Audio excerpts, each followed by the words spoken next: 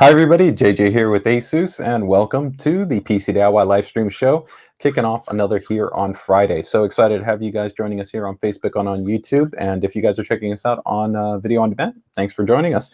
So we got a lot of things to be able to kick off here in terms of this stream, a lot of updates in terms of new products. We've got a little bit of everything. We've got monitors, we've got routers, we've got keyboards, we got tons of promos, we got some cool collaboration announcements that we want to go ahead and kick off as well on this stream. So there's a lot of different things that we're going to be talking about in this week's PCDIY live stream. Hey, John. Happy to have you here on the stream, Matt. Thanks for joining us. Hopefully you're having a good Friday. Things are ending up on a positive and productive footing for you, man. And hopefully everybody is staying safe and staying healthy. So I'm going to go ahead and get ready to kick things off here in a moment. Just want to go ahead and double check things here on the stream side. Everything is looking good. So I think we are okay. So overall, nothing to worry about on that end. So first things first, guys, the first thing I want to be able to jump into is that some of you might have seen some actual recent announcements and maybe even actually some earlier announcements earlier in the year that there was a collaboration essentially between Asus and Ikea. And this is one that we're really excited about because we think it's going to be helping to offer, I think, an entirely new audience accessibility to the breadth and depth of what Asus and kind of ROG offers in terms of gamers, and really offer, I think, an exciting kind of next kind of segue into kind of integrating, technology into our spaces and our environment. So many of us already have kinds of different types of setups, different types of environments, and of course, many of you probably are actually getting, your furniture, your lighting, your accessories, things like that from Ikea. And so, our headquarters team helped to work with their global team and really look to see where there might be an opportunity to have synergy and be able to offer, I think, people that are going into Ikeas, essentially an opportunity to take a look and see what kind of the gaming kind of look and feel and hardware is all about. And this isn't something traditionally Ikea has had, but it's a really cool, exciting collaboration that very shortly you're going to start seeing roll out here in North America across a wide number of Ikea stores. And so we've got some cool stuff to be able to show you guys and just see how things are looking on.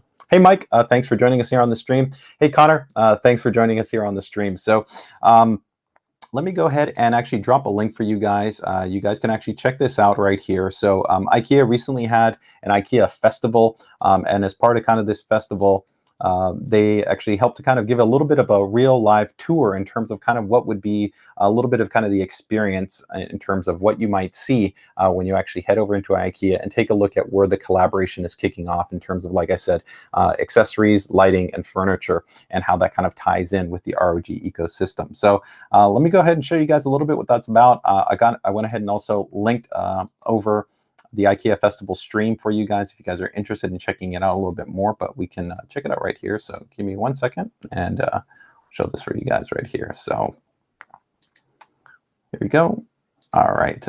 So this, I've gone ahead and just clicked a little bit forward in this video, but you'll see right here, that's actually the chair. You can actually see the wall paneling right there. You can see actually a Z11 system, a cup holder. You can kind of see how holistically it's been tied in. You definitely have elements of our Cybertex pattern finish that you see on terms of our ROG STRIX items. So you can see just a little bit of kind of some of the examples of how this is kind of create a synergy and an opportunity to be able to kind of set up the look and feel for your systems. And like I said, this is going to be kicking off, as we move here into Q4. If you kind of want to get the entire kind of walkthrough, make sure to go ahead and check out the video. You can see that. And for those of you that are part of our PCDIY Facebook group, we'd love to hear your guys' feedbacks and thoughts in terms of this kind of initial launch and round of kind of this collaborative experience. We think it's an exciting opportunity, like I said, to help to extend the reach of Asus and ROG to an entirely new segment and allow people to be able to kind of interface, like I said, a key part of Asus's portfolio in terms of gaming in a kind of a new and exciting and a different way. So pretty cool. I think you get some pretty cool examples of how kind of it comes together from, the look and the feel and how it ties together in with a lot of the products that we have, whether you can see, the monitors, the keyboards, the mice, the chassis systems, things along those lines that we offer there. So overall, definitely pretty interesting, pretty cool, and it's one that we're pretty excited about. So hopefully you guys are going to be checking that out in the not too distant future.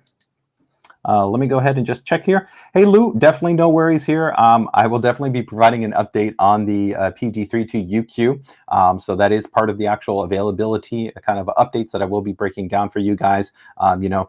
quick recap right there. It's going to be coming in shortly. So we're expecting kind of the first availability for those models to start showing up in the channel at the very beginning of October.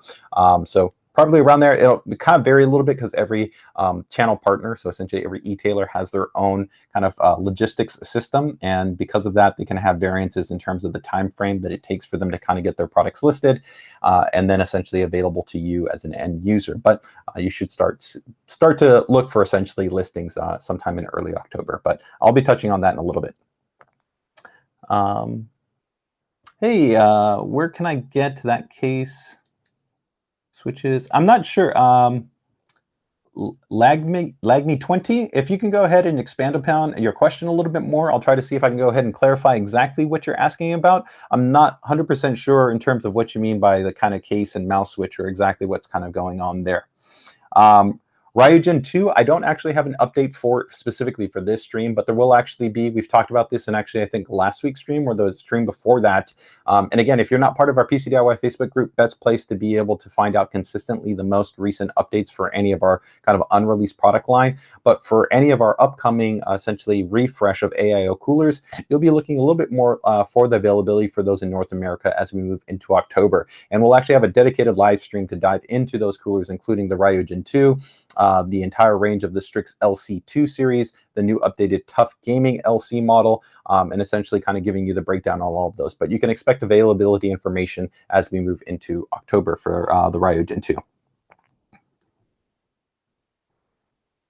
Hey Wayne, this is actually a component-based show, so that means that, you know, for Asus, we've got two kind of business units. One is called our Open Platform Business Group, which is really kind of covering all of our PC DIY-centric items, although that includes things like mini PCs and routers and networking, monitors, and other products.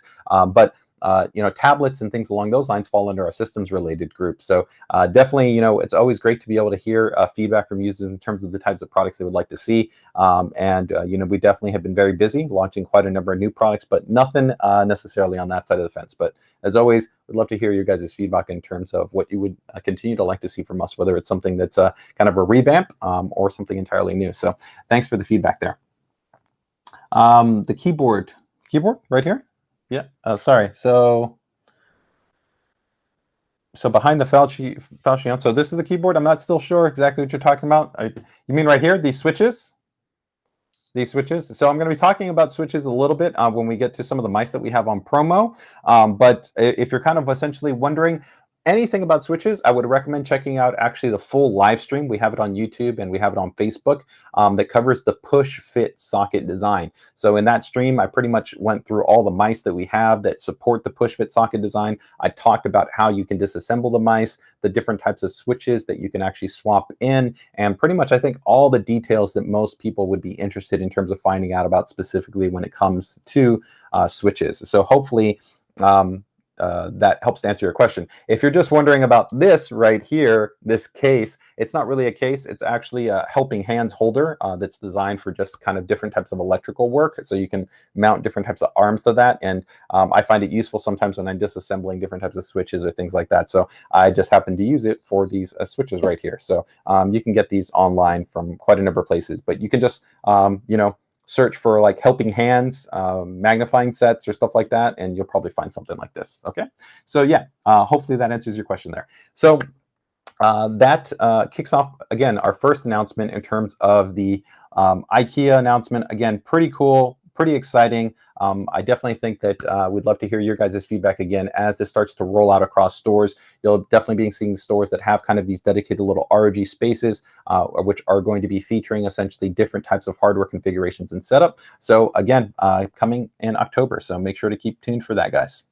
Now, next up is going to be another collaboration, which actually kind of links up with another recent stream event that we had, which was for the Create the Uncreated event. Again, if you guys want to check out a pretty cool live stream that really focused on kind of professionals and I'd say prosumers, users that are interested in kind of content creation, whether it's going to be photography, videography, 3D modeling, anything in that kind of wheelhouse, that stream really covered a lot of products that I think are going to be really interesting for people within that space.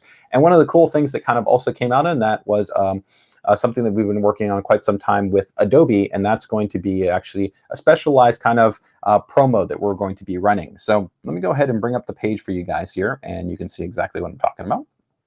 So give me 1 second to load this up here, and we'll get this up for you guys. Here we go. Oh, okay, got it up here.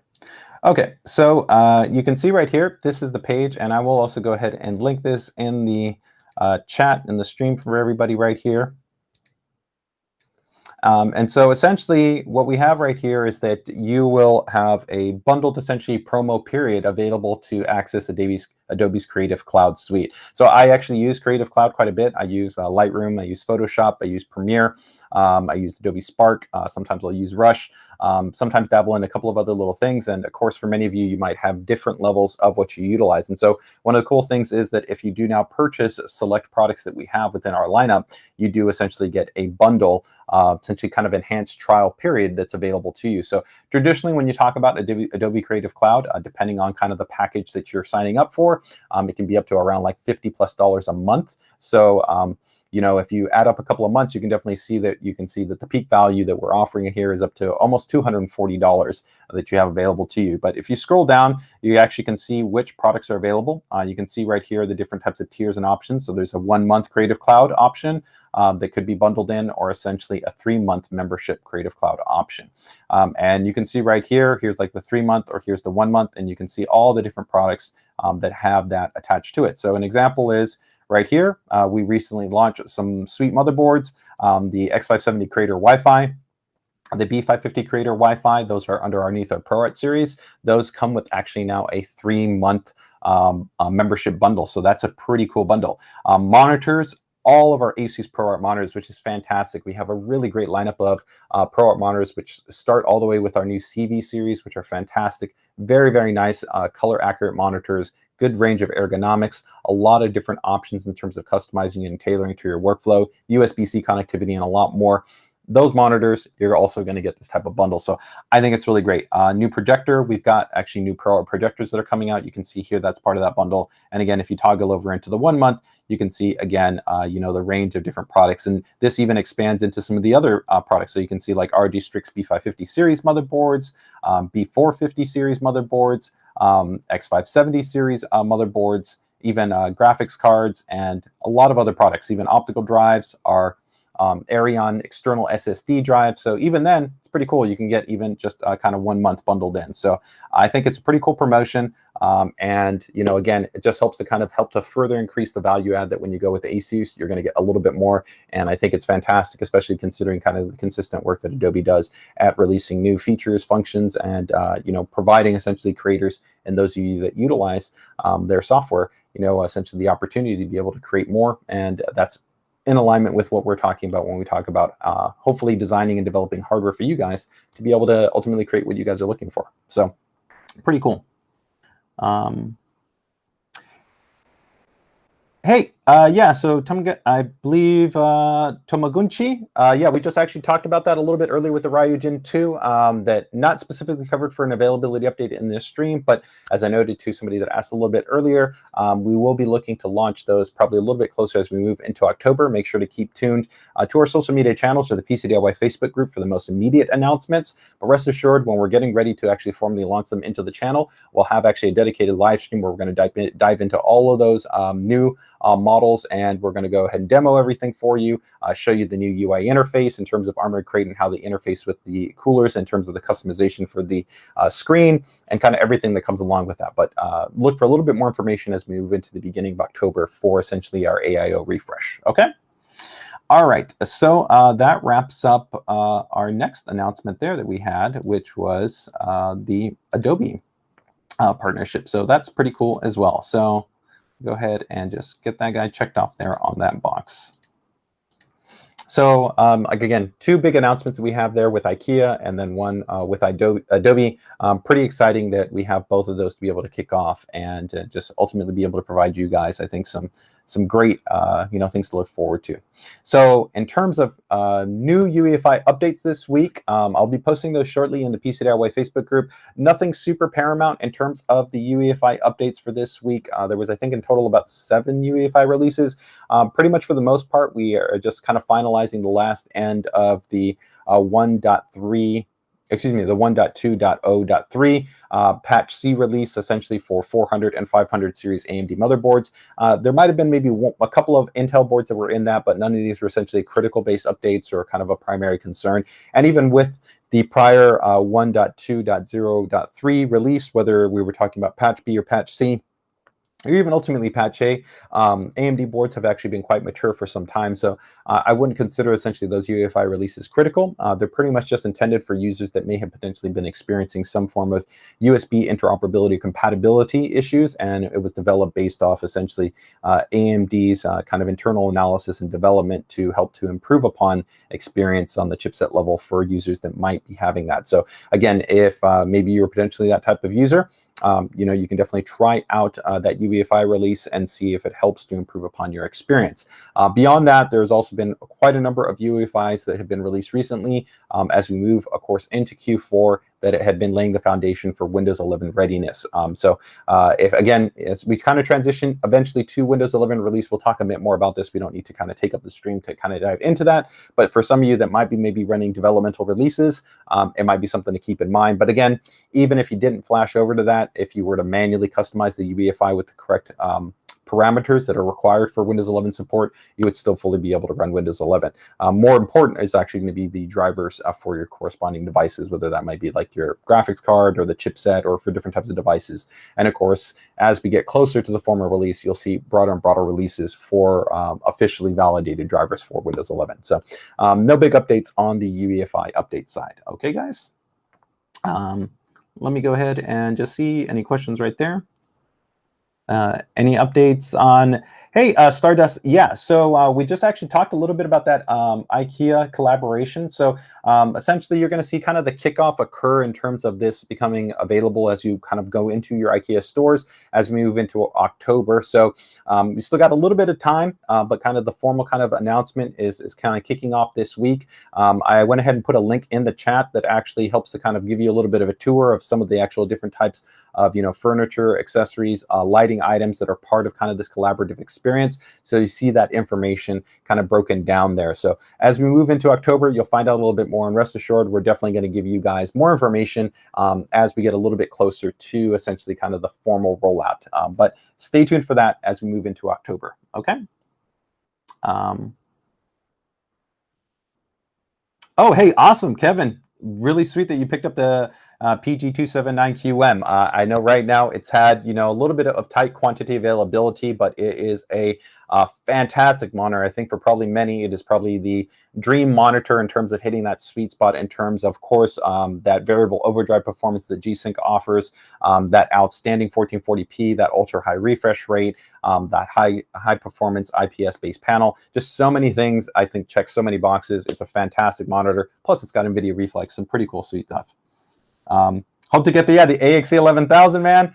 It's a definitely sweet monitor. One thing to just keep in mind for anybody that is kind of considering Wi-Fi 6E, a lot of our products are now shipping with Wi-Fi 6E.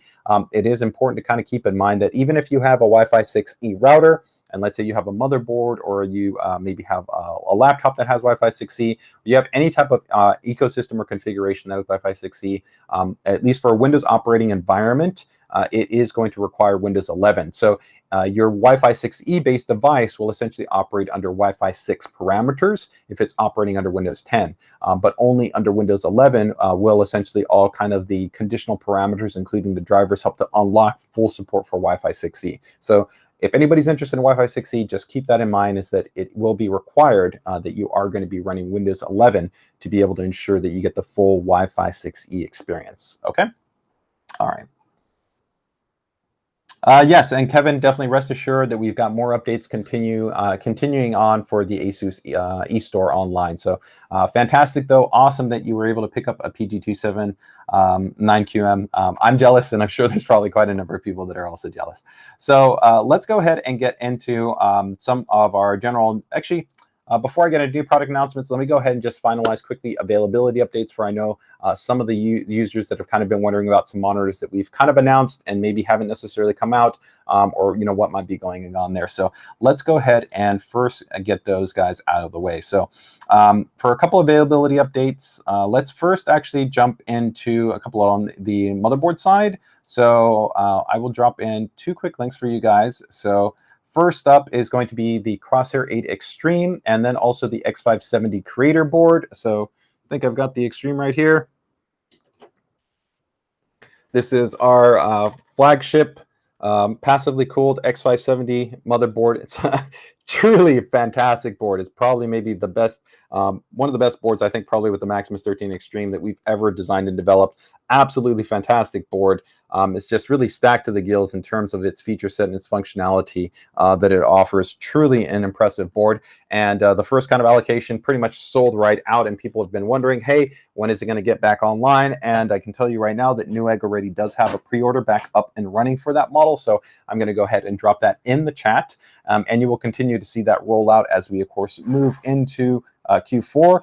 Another update is going to be for this guy right here. This is going to be for the X570S Creator. So this is also another one of our boards with the passively cooled chipset. So essentially, some people are calling this X570S. There is no X570S chipset. All motherboards that utilize a passively cooled chipset are still using an X570 chipset.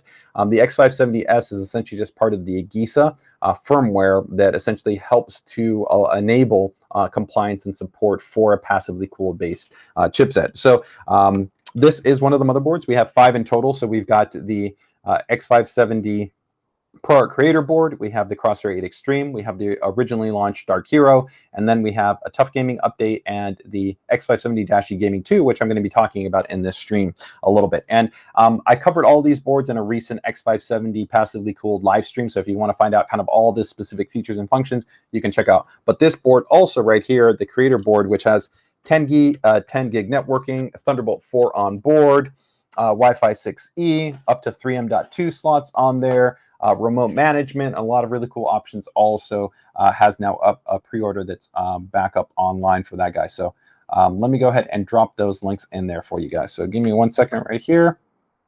All right, guys, so dropping there in the chat, we've got the X570 Creator, and then we've got the Crosshair 8 Extreme.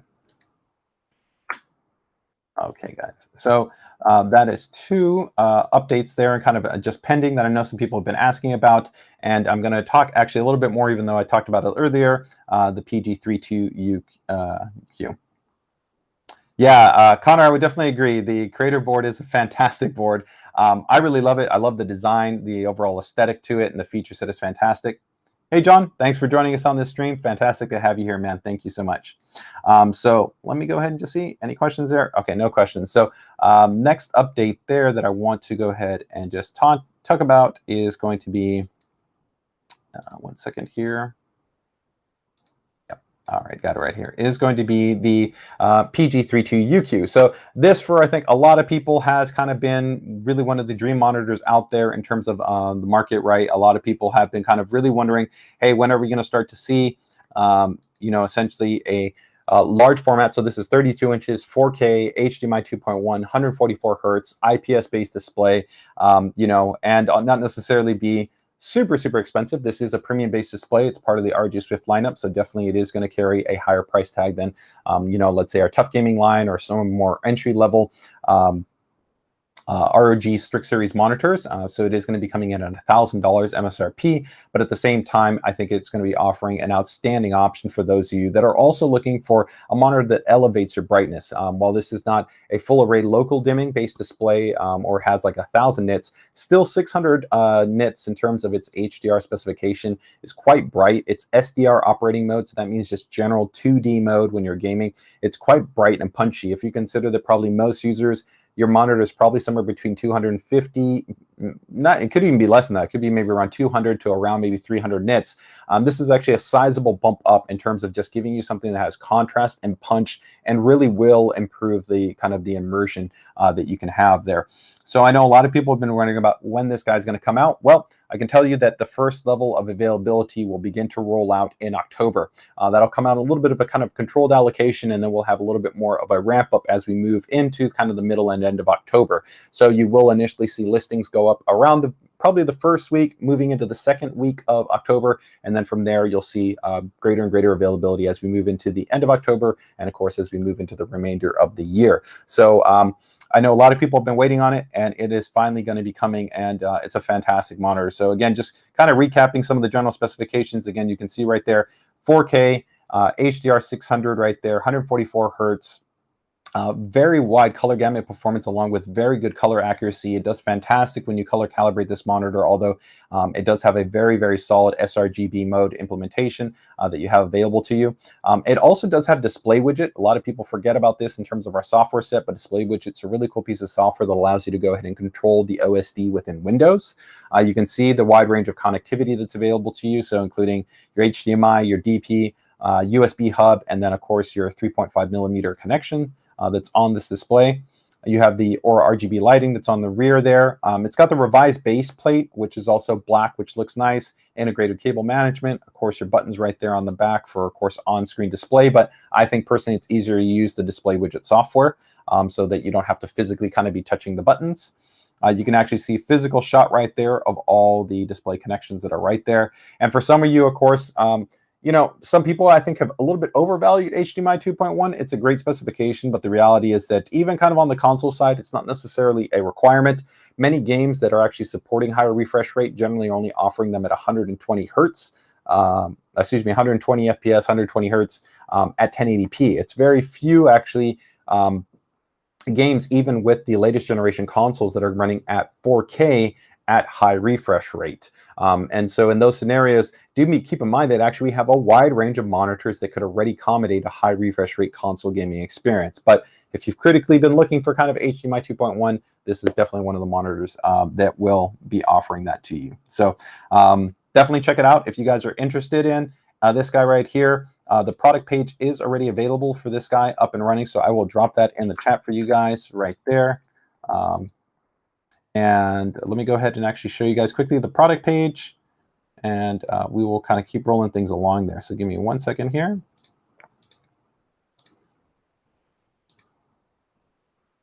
All right, so here you guys can see this is up and running, the product page for the PG32UQ. All the key specs that I already talked about right there. You can, of course, see the images that already kind of ran through.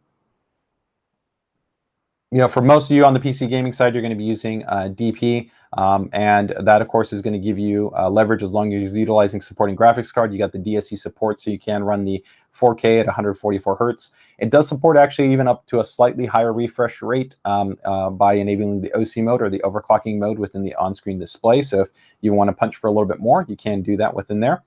You do have FreeSync and G-Sync interoperability compatibility validation on this panel, but keep in mind it does not utilize an actual G-Sync module. There is a difference in that because the G-Sync module does definitely some advanced actually processing, especially when it comes to overdrive. This monitor does actually, though, have quite a number of different overdrive settings that are available to allow you to kind of customize, you know, motion clarity and overall kind of responsiveness. So you can kind of try to find what works best relative to, you know, the games that you're playing, right? It does also feature, of course, our ELMB, which is a backlight strobing technology, and that also can work with adaptive sync. Definitely, if you've never tried a backlight strobing implementation, it's actually pretty impressive. It can definitely offer you a tangible improvement in terms of motion clarity. It's not something that maybe you're going to want to use in every single game, but definitely having just the option that you can try it out to see if it improves upon the experience, it's something that I appreciate. And as we talked about right there, right, the variable overdrive support. All our course options like Game Plus and Game Visual modes right there. They're all built in right there. all your connectivity, and ergonomics, of course, height, tilt, and swivel adjustment, right? So again, this monitor is going to be coming in at USD $999, so essentially $1,000, and you will be seeing availability as we move into the beginning of October. So probably about the first week, maybe getting into the second week of October. Okay, guys?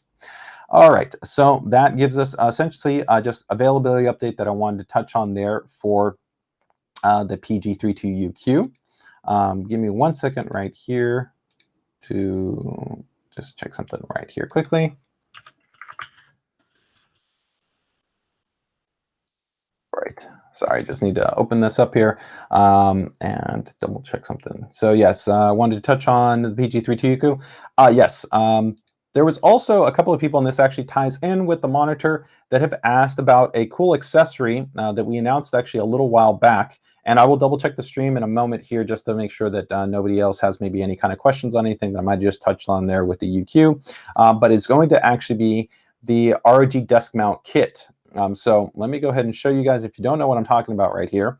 So this is essentially kind of like a C-clamp kit. If you take a look at the majority of our monitors, they use a traditional base, right, that has feet. But we definitely have some users out there that want to be able to maximize their desk space or push it right up against the wall and just have more usable desk space. So many of our monitors will be compatible with this ROG desk mount kit, the AC L01. You can see right here, supports monitors all the way down to about 24 inches to, I think the largest monitors we're supporting is 49 inches with this.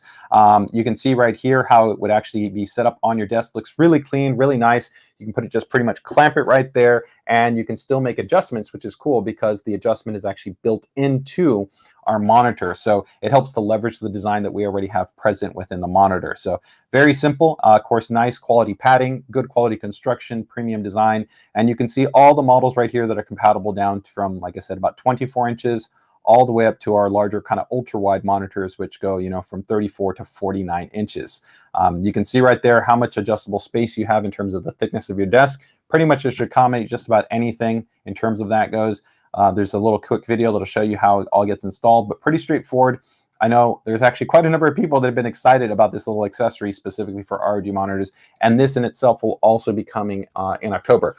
Don't have a specific exactly for you, but keep it tuned here to the PCDIY stream for more information. But I thought that it might be good to tie this in to just that monitor there. So let me just quickly see.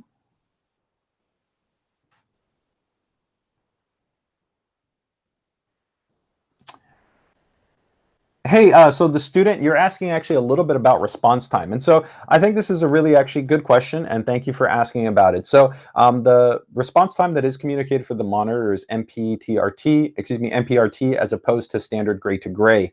And there's kind of merits to both of them, right? Because they measure different types of values. Ultimately, I would say that for the vast majority of users, if you consider that, you know, approximately, I'd probably say 8 to 12 milliseconds has actually been a usable specification for quite some time for a lot of gamers. I don't really think that the vast majority of users are really going to have an issue with finding that the response level of the panel is kind of too slow for them, or it isn't kind of fast enough. But it really does depend on the monitor that you're coming from.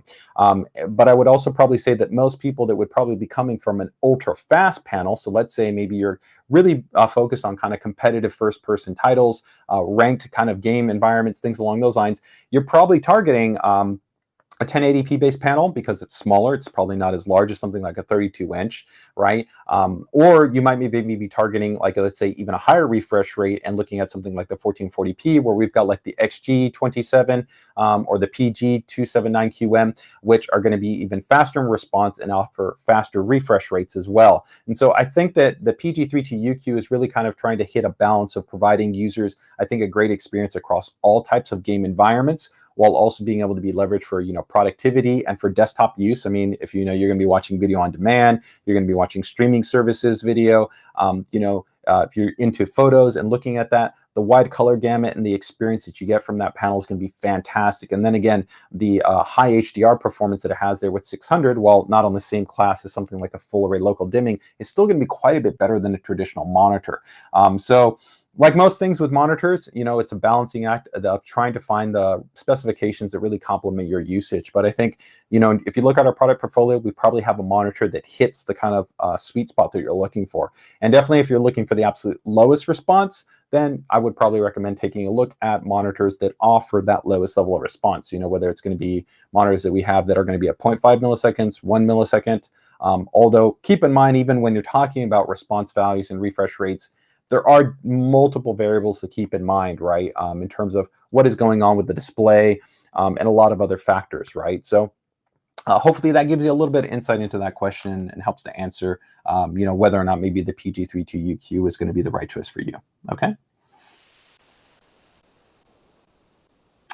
Hey, Mr. Juicy, I wish I could give you a little bit more insight in terms of your question about availability in other parts of the world, but this PC DIY live stream is focused on our Asus North America user base because that's where we're based out of. We're based out of actually California, and we serve North America, so United States and Canada.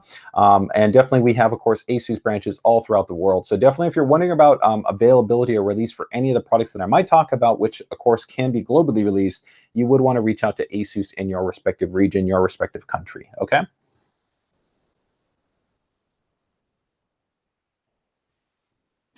All right, so great. Okay, so went ahead and touched on there the desk mount, and I have one other update that I did want to touch on there, guys, outside of the desk mount clamp. And that is actually going to be on another, I think, very popular display that a lot of people are going to be interested in here. So let me go ahead and bring this guy up here too. Give me 1 second. All right, guys, and that is going to be a TUF Gaming display. And so this one was announced a little while back, and again, is also going to be seeing availability as we move into the very beginning of October. And this is going to be the TUF Gaming VG28UQ L1A. And so actually kind of going in a little bit more into, again, the PG32UQ, where you talked about if you want maybe even a little bit more response, this could be maybe an alternative option for you, right? But again, you're not going to necessarily have the same ultra high level color gamut. You're going to drop down a little bit in terms of the peak brightness and some other items. So as always, right, there's a balancing act, right? But if you really kind of super care about response, then this might maybe be a little bit of a better choice for you, right? But here you're going to get HDMI 2.1, 28 inches, so it is a smaller base display. I'm okay with that, but some people for 4K do want a little bit larger, moving up to something like a 32-inch. Fast IPS, 144 hertz, 1 milliseconds response gray to gray.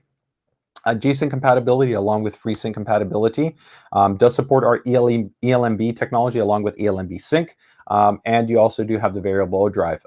And it does have Display HDR 400, which again, while I know many users will be a little bit critical of the Display HDR 400 as far as not offering a HDR class experience, and definitely the best experience comes from 1000 nits, and even there can be variation between like edge lit or local dimming, and of course full array local dimming, things along those lines.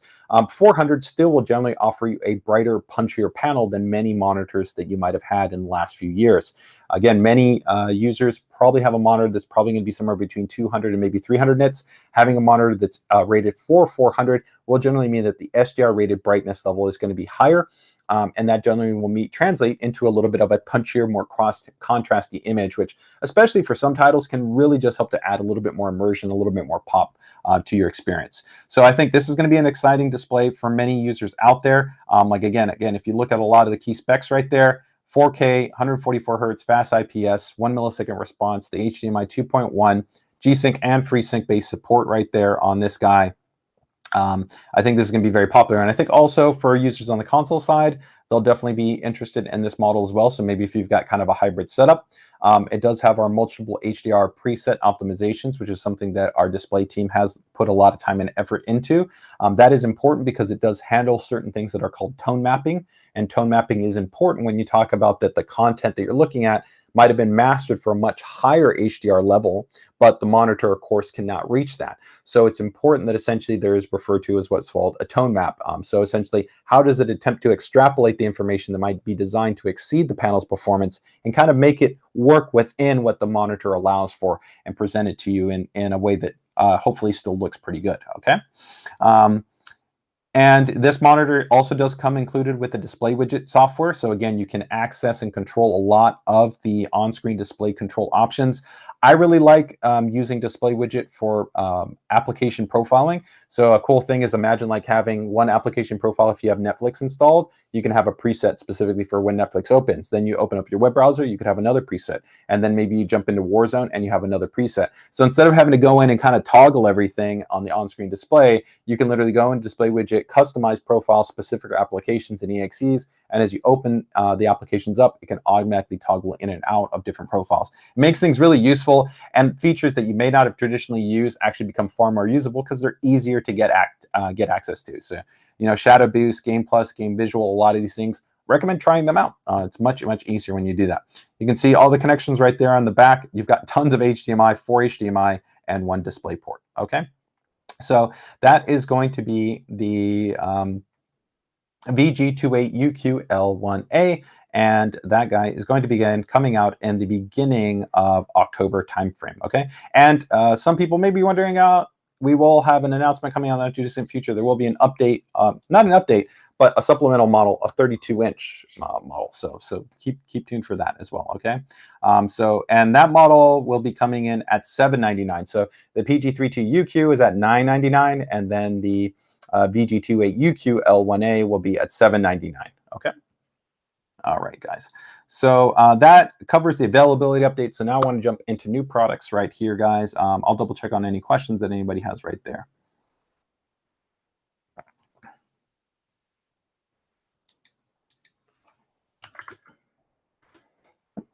And with that, let me just quickly check, see if there's any updates right here.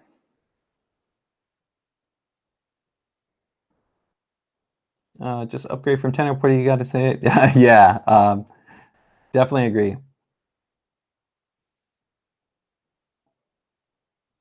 Yeah, so Stardust right now, nothing else. You know, I know everybody's always kind of trying to find out what might be kind of coming up in terms of design and development pipeline for monitors, right? If we're going to be coming out with things, but you know, it's very challenging with high-end monitors. It can take a lot of design and development time frame, especially through the pandemic. There's been a lot of challenges in terms of component availability, even kind of interoperability and validation.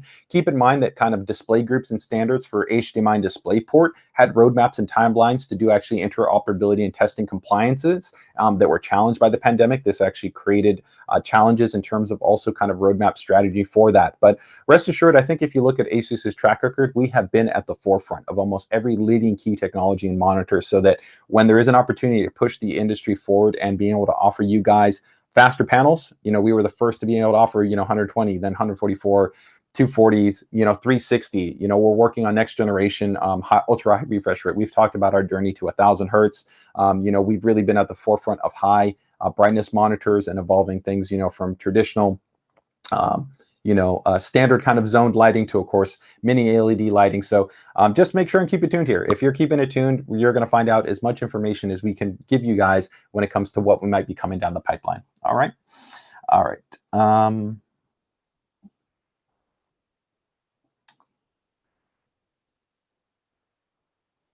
So I think you're asking, sorry, to clarify on your question, is that would you see a general difference between probably the resolution is what I think you're asking, right? So if you're saying that you drop down the resolution from the native 4K and you played at, let's say, like 1440p, that generally wouldn't be that ideal. Of course, I think ideally you would want to run the panel at its native resolution. I can't tell you that I've specifically tried that out on that monitor. I've seen any test information, so I'd have to check with our headquarters team and see if we could provide the information to do that. So if you are part of our group, feel free to post that in the group, and I'll see if I can follow up with our team to get a little bit more insight in terms of that.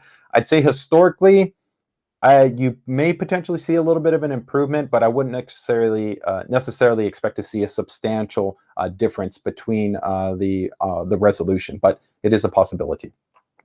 All right, so guys, let me go ahead and get ready to jump into now our kind of new product announcements here outside of availability updates. Okay, guys, so let's get into our new guys. And so the first one is going to be following up on what we've already talked about for the X570 live stream. So we got some stuff right there. So let's talk about the first board, which is going to be the X570-E Gaming 2. So this is going to be essentially a follow-up to the current X570-E Gaming, been a very, very, very popular board. A lot of people have really loved this option, especially as it is positioned at a lower price point compared to something like the Crosshair 8 series of motherboards.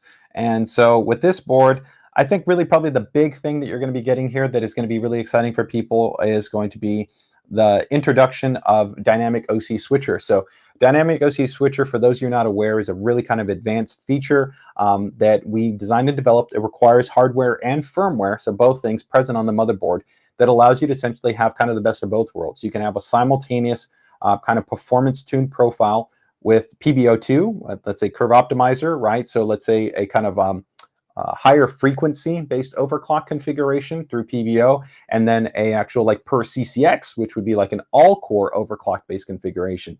And then depending actually on the load that's sensed in terms of the actual power, then it will dynamically be able to shift between those two.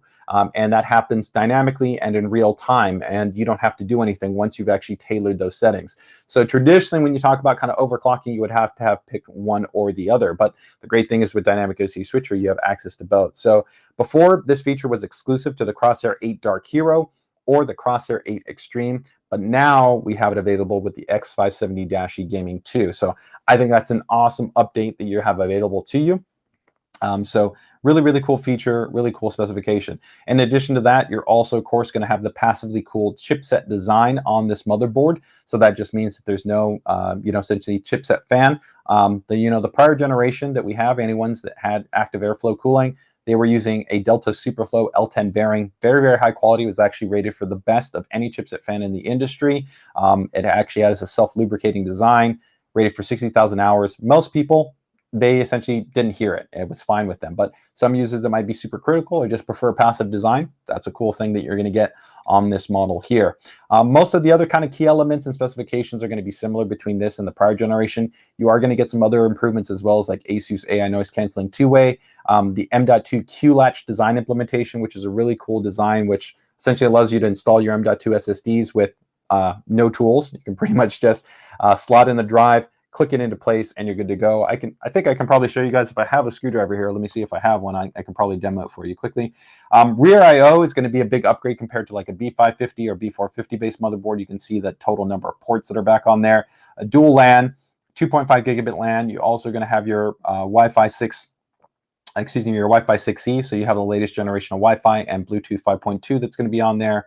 Supreme Effects audio design that's also on there. And then, of course, your bundled pack with everything. And this board also does come included with our revised Wi-Fi 6E antenna design, which I know actually some people were really big fans of when they heard that we had a new antenna design compared to our prior generation antenna design. So that is a really big update. I think for a lot of people, they're going to be really excited for this. It's going to be a great choice because it is going to, of course, be coming in at a lower price point than what you would be talking about if you're looking at the Crosshair 8 Extreme. So that board is going to be coming at $359, and you should be seeing it in the not too distant future. So pretty cool addition, definitely, to the X570 lineup. I think definitely a lot of people are going to be big fans of this boards here. So let me just show you quickly here the product page if anybody's interested in checking that out. I will link it there in the chat.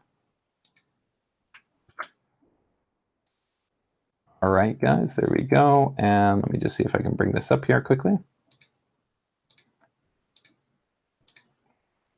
All right, there we go. So you can see kind of pretty much all the key specs. This is a 12+2 team power stage design. You can run any processor on here up to a 5950X, 100% no problems. It'll be stable and reliable.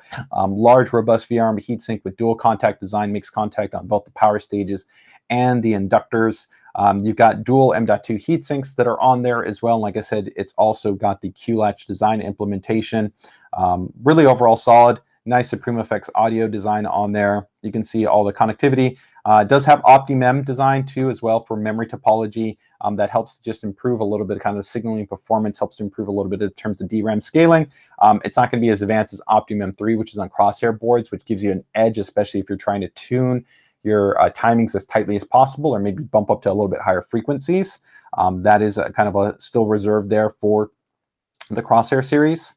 Another benefit on the Crosshair series is there also will feature the advanced differential dye sense monitoring, which is a more advanced form of voltage monitoring, which some enthusiasts will appreciate. But again, this is still quite robust. You can see right there the cooling design with the heat pipe, the large robust heat sinks. The power stage design that we have on there, quite robust, quite solid. The M.2, which like I said, is also going to be with the Q-latch design. And here there's some more information regarding the dynamic OC switcher. All your audio and your networking specifications, so Wi-Fi 6E, 2.5 gig LAN, Supreme Effects audio design, dual op amps, that's an upgrade compared to, let's say, like the TUF Gaming design, the two-way Asus AI noise canceling, and also a little bit of a revised design aesthetic right there. This is also new. You also do get a 60-day trial, which isn't normally offered. I believe that's correct. Yes, 60-day trial for Ada64 that comes included with that. All right, so that is going to be the X570-E Gaming 2 coming in at $359.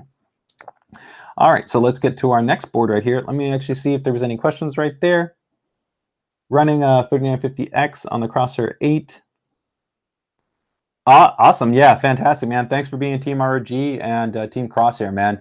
Definitely the Crosshair series boards, no problem running any 5000 series CPU. Fantastic, you're gonna get a great experience. And if you've got a Dark Hero, just takes it to the next level.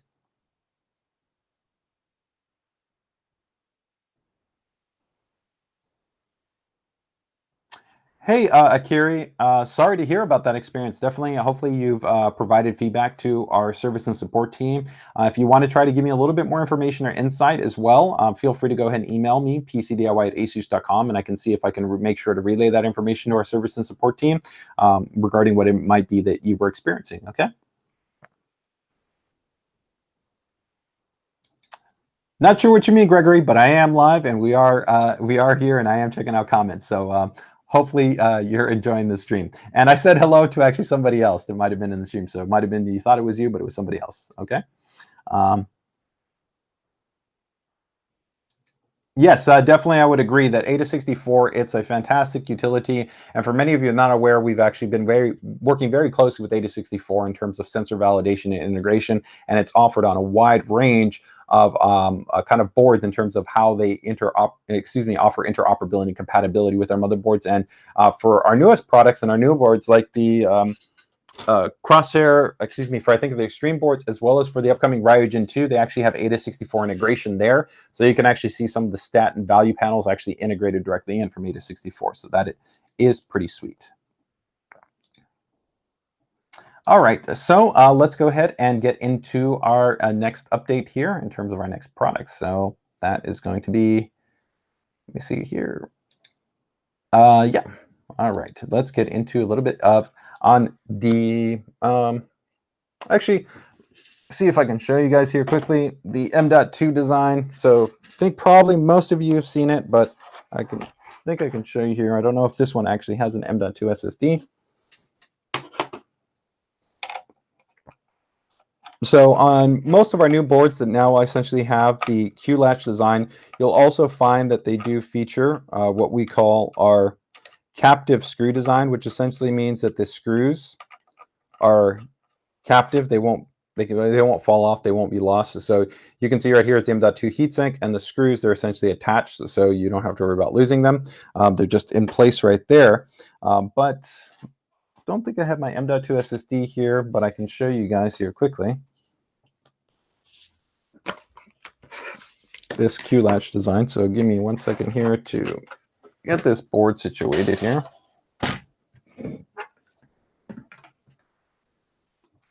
All right, guys. Yeah, here we go. All right, let me show you guys here. So here's the M.2 slot, right? And this is the same on the X570-E too, but you can see right here the M.2 slot, and you can see this little latch right here.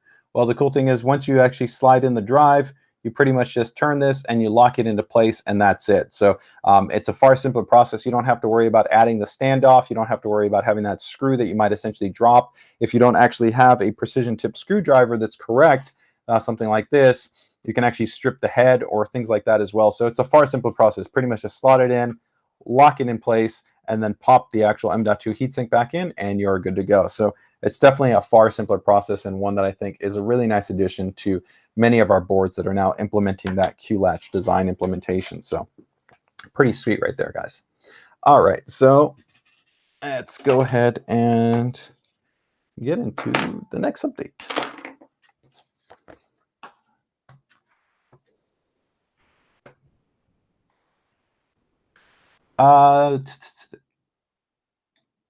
For Ada 64, I believe on the Ryujin 2, it's actually included. So that is going to be included. And we'll actually tell you specifically on the models that when they do come included with an Ada 64, if it's essentially a trial or a license. So a good example of that is like our Z590 series motherboards that come with it. It will tell you that there is either a trial version or essentially like it's a full license. And the way that the license works is essentially as you get the updates for that license period. So if it's like a 1-year license, it'll be updated entirely for a year, and it'll still work, of course, even after the year ends. It just means that you don't get those additional updates after the end of the year. Okay.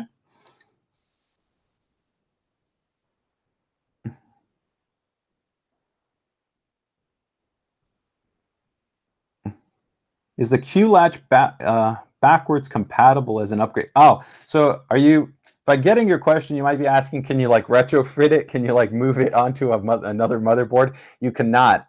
The actual standoff design implementation and the actual latch mechanism itself has specifically been implemented onto the board. So it's not something that you can kind of move over onto an older motherboard, essentially. It's pretty much has to be designed for that motherboard. And so that is the reason why we've kind of been implementing it on more and more motherboards as we move forward. Okay. Fantastic, man. Thanks for being Team ROG and Team Strix, man. Best of luck with your board there. All right, so let's go over now to the ROG FALCHION, which is actually this guy right here. This is, let me turn off the keyboard just in case so I don't accidentally shut the stream off here. But this is our ultra compact 65% mechanical gaming keyboard. I guess turn it back on there for a second right there so you guys can see hopefully a little bit of the RGB lighting right there. And it's got a really actually cool touch bar that's also built on here. It's got USB-C connectivity. It has a magnetic storage dock right there for the actual 2.4 gigahertz low latency wireless adapter. And it's got onboard memory profiles. You can actually control the lighting directly via onboard actual buttons, right? Just using the function key and then the arrow keys. But the cool thing is that we're now coming out with the NX version of this. So we have already essentially offered the Cherry MX version, which we actually had with like reds and blues, but we are now actually releasing the NX-based version. So the big thing that you're going to have here with the NX-based version will be that this is going to be essentially our ROG NX-based switches. And the big essentially kind of update that you have with the ROG NX-based switches is a few different items. One is that we've kind of tweaked and tuned the operating characteristics based off of community feedback. And we've also, just like we did when we developed the ROG micro switches for our mice, looked at could we improve, let's say, tolerances and consistency. So one area that you're actually going to have here with the ROG FALCHION when it comes to the NX-based switches is that the NX switches actually have greater tolerances in terms of what's called gram force deviation and travel. So travel is going to vary between every single switch historically. There's always going to be a certain amount of travel difference in just general production. And you're also going to have a little bit of difference in terms of the gram force that's required in terms of the activation, right? The switch, that's just inherent to production of when you're talking about something, a mechanical switch. But with ROG NX-based switches, we are exceeding the industry standard in terms of the tolerances, so they are tighter. What that ultimately means is that you're going to see a more consistent level when it comes to the actual feel of the keyboard. All the switches are going to feel more consistent across all of them. Another area that we went ahead and kind of tweaked and tuned was specifically the actuation and the reset point, which essentially almost come entirely together. There is no value between them. So that actually allows for an improved experience. There's also going to be a little bit of a change in the actual initial force. So take, for instance, like on our NX Reds, as opposed to like a 30 gram force, initial force, it's 40. And what you find there is that that causes less kind of false depressions. Along with the overall kind of improvement in the fluidity, that helps to have like just a fast, smooth, clean, consistent linear switch. And so I think a lot of people are going to really love these guys. They still use the traditional stem housings. So if you want to use your own keycaps, you can do that if you want to kind of customize things, right? But the FALCHION already comes with these nice PBT keycaps in place. So let's take a look at some of the images here, a couple of the images, and I will also show you guys the product page and some other kind of information right here. So this is the actual cover and the base plate. So there's actually a nice top cover. So if you want to cover it, don't want to have dust, debris, dander that gets in. If you want to travel with it, not damage the keyboard, you can just put it on there. And then when you're not using it, you can actually just dock the keyboard in place, and it creates a nice little kind of like more stable base. And it also changes up the lighting characteristic of it as well. You can see the keys right there, nice and compact, still with the arrow keys. And you've got multiple profiles as well. There's 5 profiles that are built in, and you can dynamically toggle those between A, S, D, F, and G. And then the default is H. There's on-the-fly macro recording support as well. Multiple profiles on board, like I said, to be able to kind of toggle back and forth and customize everything you're looking for. Hey, Neomatrix, I can't talk about next generation products that may or may not be on design and development. All I can tell you is make sure to keep it tuned here to the PCDIY live stream and our social media channels for updates when we are ready to formally announce any new products. And definitely if you're part of the PCDIY group, you're going to find out about the announcements as soon as they happen. I can definitely tell you that. Hey, Pat. Pat back, yes, we did already cover the PG32UQ earlier in the stream. All the information regarding a quick recap of all its design specifications and its availability target, which is going to be, as I noted, in early October. And there you can see the touch bar there on the side. So let's go ahead and take a little bit of a closer look here at the NX switches and then the kind of the page there for the FALCHION. Just to kind of recap here, again, we will be offering the NX switches in blues, browns, and in reds. And essentially the keyboards will all look identical, and they will all be priced the same. So $149.99 for the ROG FALCHION. So let's go ahead and take a look here.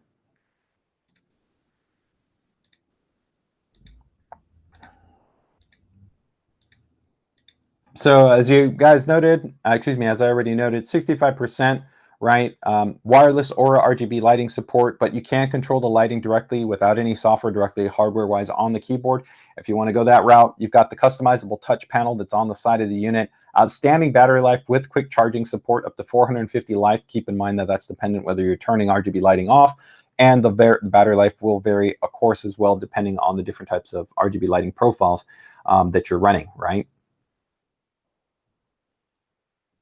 And here you can see the touch bar. The touch bar can be customized pretty much for macro keys, for volume adjustment, for a lot of different functions. It is all controllable and mappable within the Armoury Crate software. Wired and wired connectivity, as I noted, with USB-C. PBT keycaps, right? Here is the actual polycarbonate keyboard cover that I talked about, which is a really nice protective cover. It comes included with this, and it can also be docked essentially underneath the unit to give it a nice kind of little diffused lighting effect. So that comes included with there. Per key, of course, lighting, and you can see all the different lighting modes that are supported right here. Smart mode that you might not know about is kind of cool. Smart mode can actually be tied into your load, your CPU load for your system, or your CPU temperature, which is kind of cool. You could actually see the lighting for your keyboard based on your temperature or the CPU load for your system. And here you can see the NX-based switches, right? So where I talked about that the initial force, 40-gram force, and then 55-gram force in terms of total.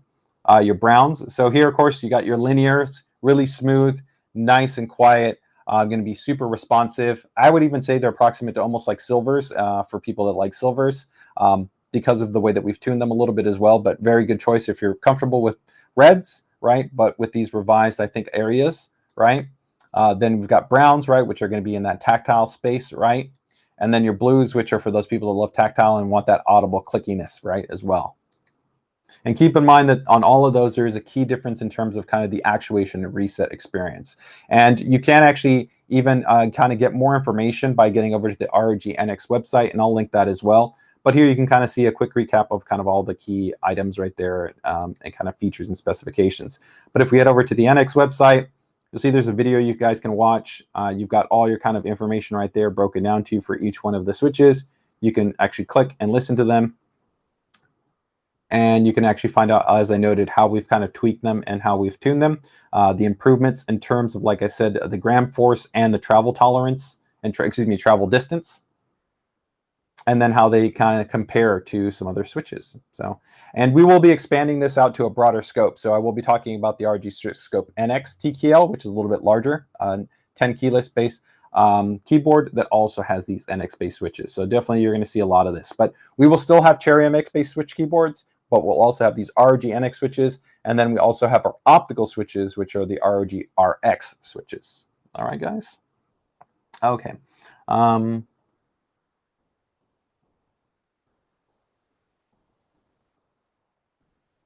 Yes. So Neo Matrix is asking, is Aura Sync compatible with mice? Yeah.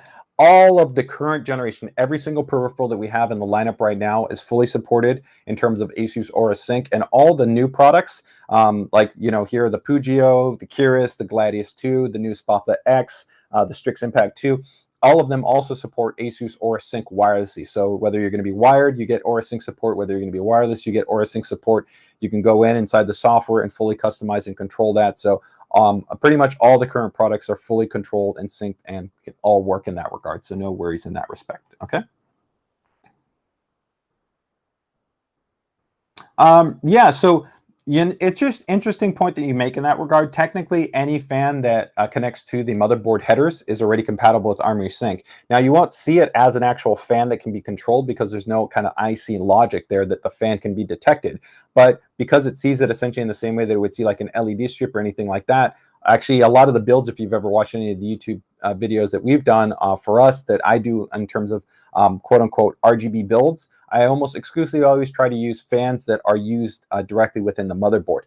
And when you connect them in there, those could be any number of fans. They could be from ASCA, they could be from Antec, they could be from Fantex, they could be from EK, they could be from ID Cooling, they could be from Thermaltake, they could be from Cooler Master. There's tons of partners that all make fans that directly plug into those headers, and those are fully controllable and sync within Asus Armory Crate. So you don't actually have to use supplemental software or supplemental controller.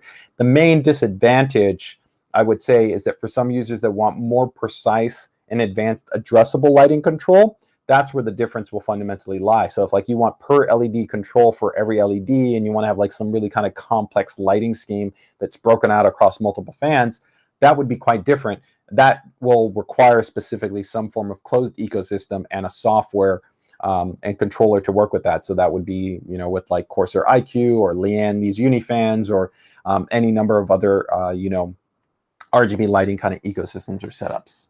Okay. All right.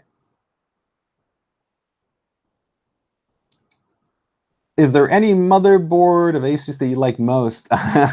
That's a little bit too complicated for me because I like so many different motherboards, and it really depends on your budget and your use case, right? So for me, I'm going to always really try to make sure that the board that I pick is in alignment with what I kind of really like.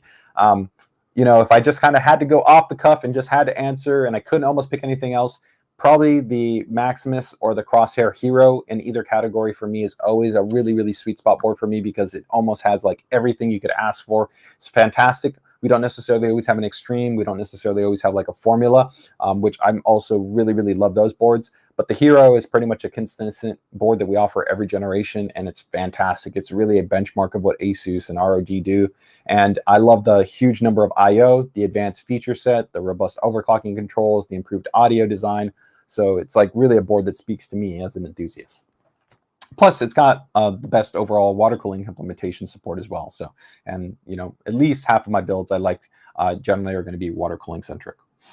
Okay, so that covers the ROG Falchion NX. So let's keep moving things along here. So we'll go into our next update, guys.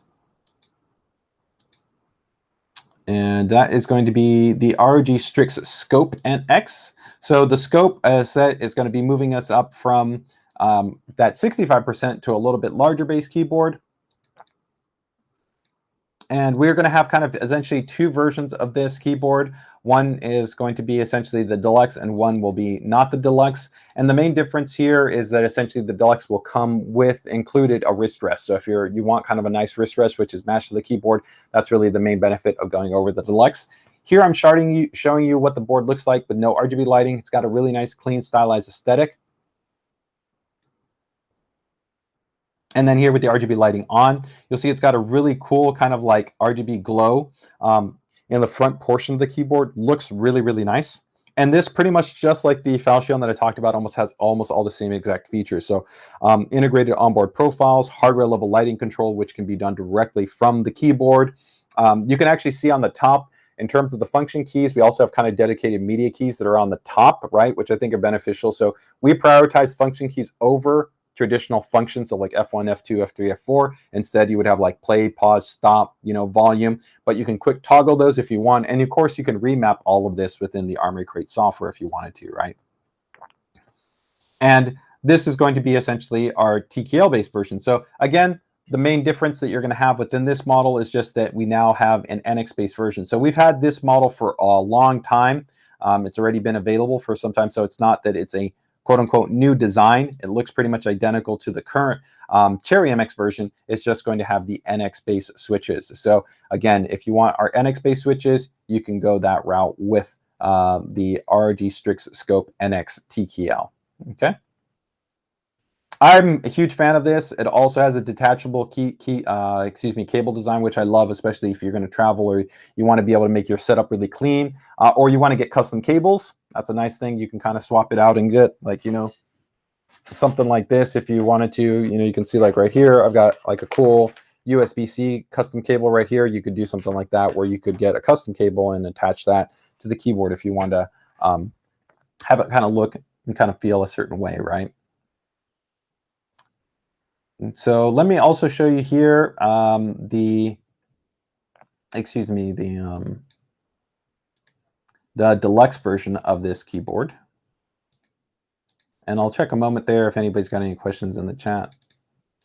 Yeah, so here, I can show you both of them side by side. So here's the standard and here's the deluxe, right? And so pretty much just the deluxe comes included with the wrist rest, okay? So not a huge difference right there, but it's a nice kind of premium offering if that's something that you're going to want. Okay. And on the ROG STRIX Scope, the NX Deluxe is going to be $139, and then the standard ROG STRIX Scope NX TKL is going to be $119. And for the Switch versions that we'll have right now for that, that's going to be in reds. So with the Falchion, they're all launching in terms of the blue, the brown, and the reds. And then for the ROG STRIX Scope NX, that one right now is just the NX-based reds. Okay. All right, guys, very cool there. Let me just see if there's any questions right there. Yeah, Asia Horse is actually those dual fans. Those are kind of similar to the Cooler Master Halo dual fans. Yeah, I would agree. I think if you're looking for like an inexpensive option, they're a good choice. I think the Cooler Master SickleFlow V2 is a really good option too. That's Asus Aura kind of compatible, and they make those in 4-pin and 3-pin, so standard and addressable based models, and low cost, accessible, and they have a loop through design. So that means that you can kind of connect one to the other, so you don't even have to have like a splitter that connects to the motherboard if you essentially need multiple connections. So that definitely works.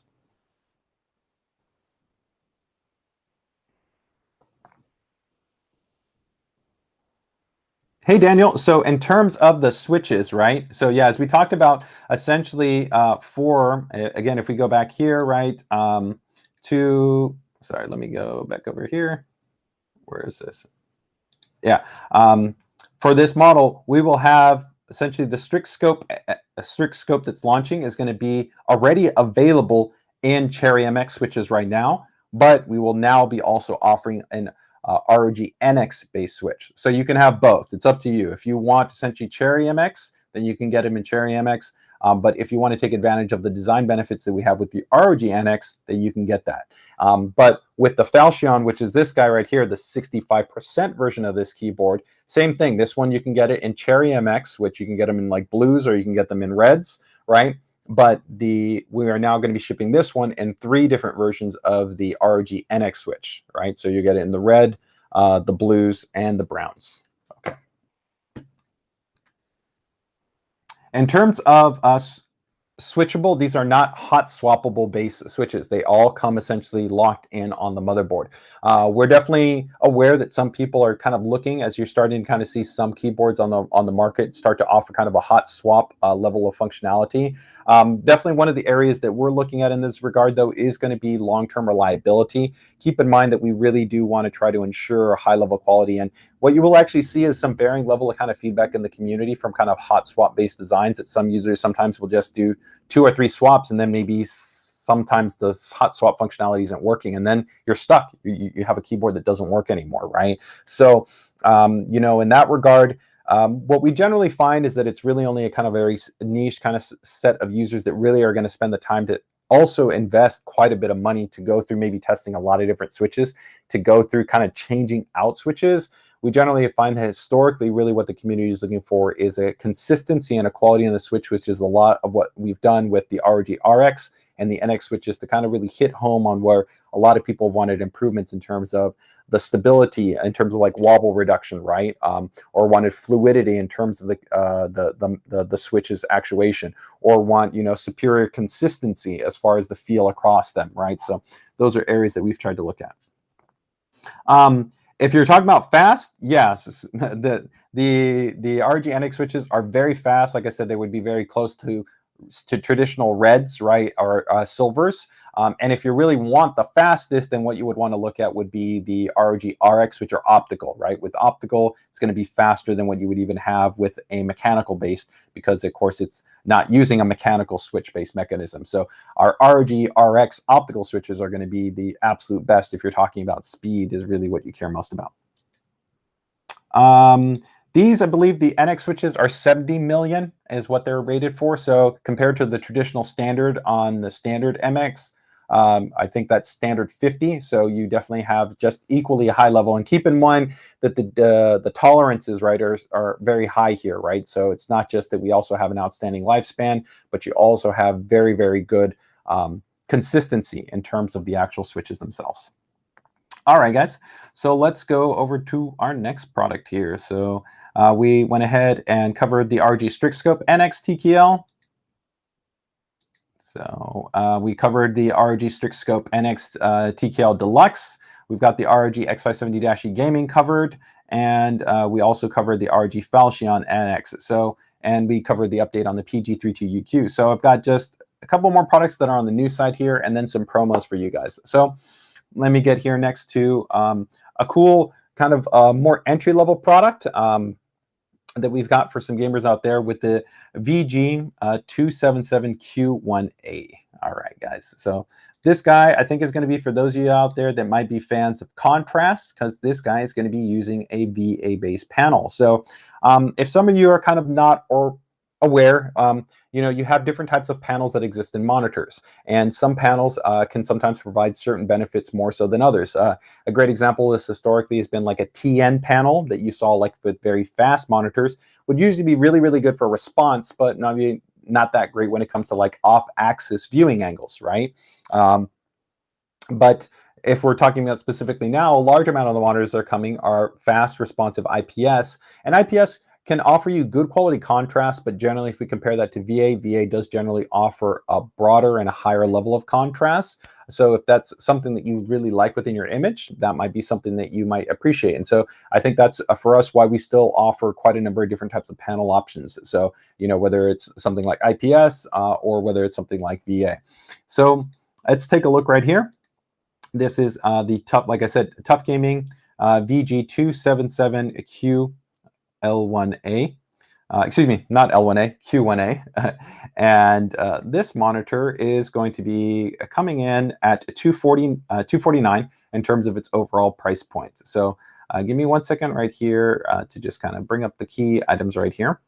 But you can see that this is going to be 1080p, 27 inches, 165 hertz. It will support our eLMB sync technology, excuse me, eLMB, as well as FreeSync support.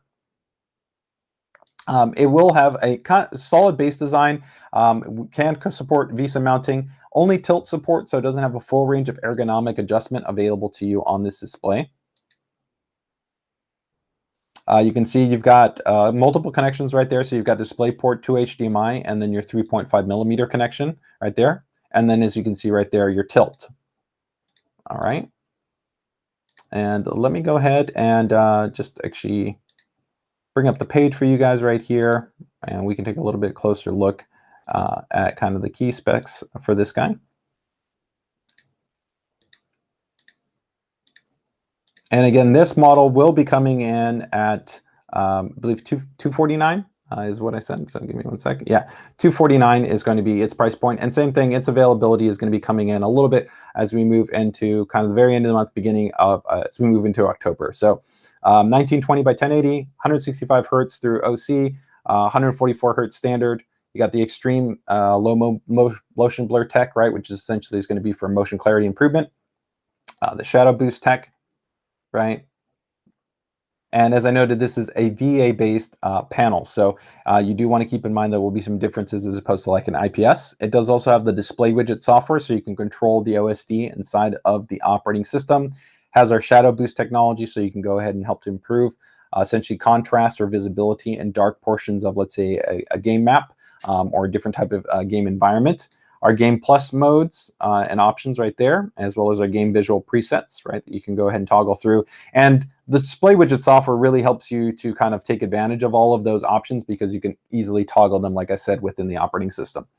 You can also see that the brightness right here is just 350 nits. That's a bit higher than the standard. Again, I think for probably if you're coming over from a monitor from, 5 years ago or something like that, you might be, maybe you haven't really jumped into the high refresh rate. Maybe you're still at 60 hertz, or maybe you're still at kind of an early 120, early 144.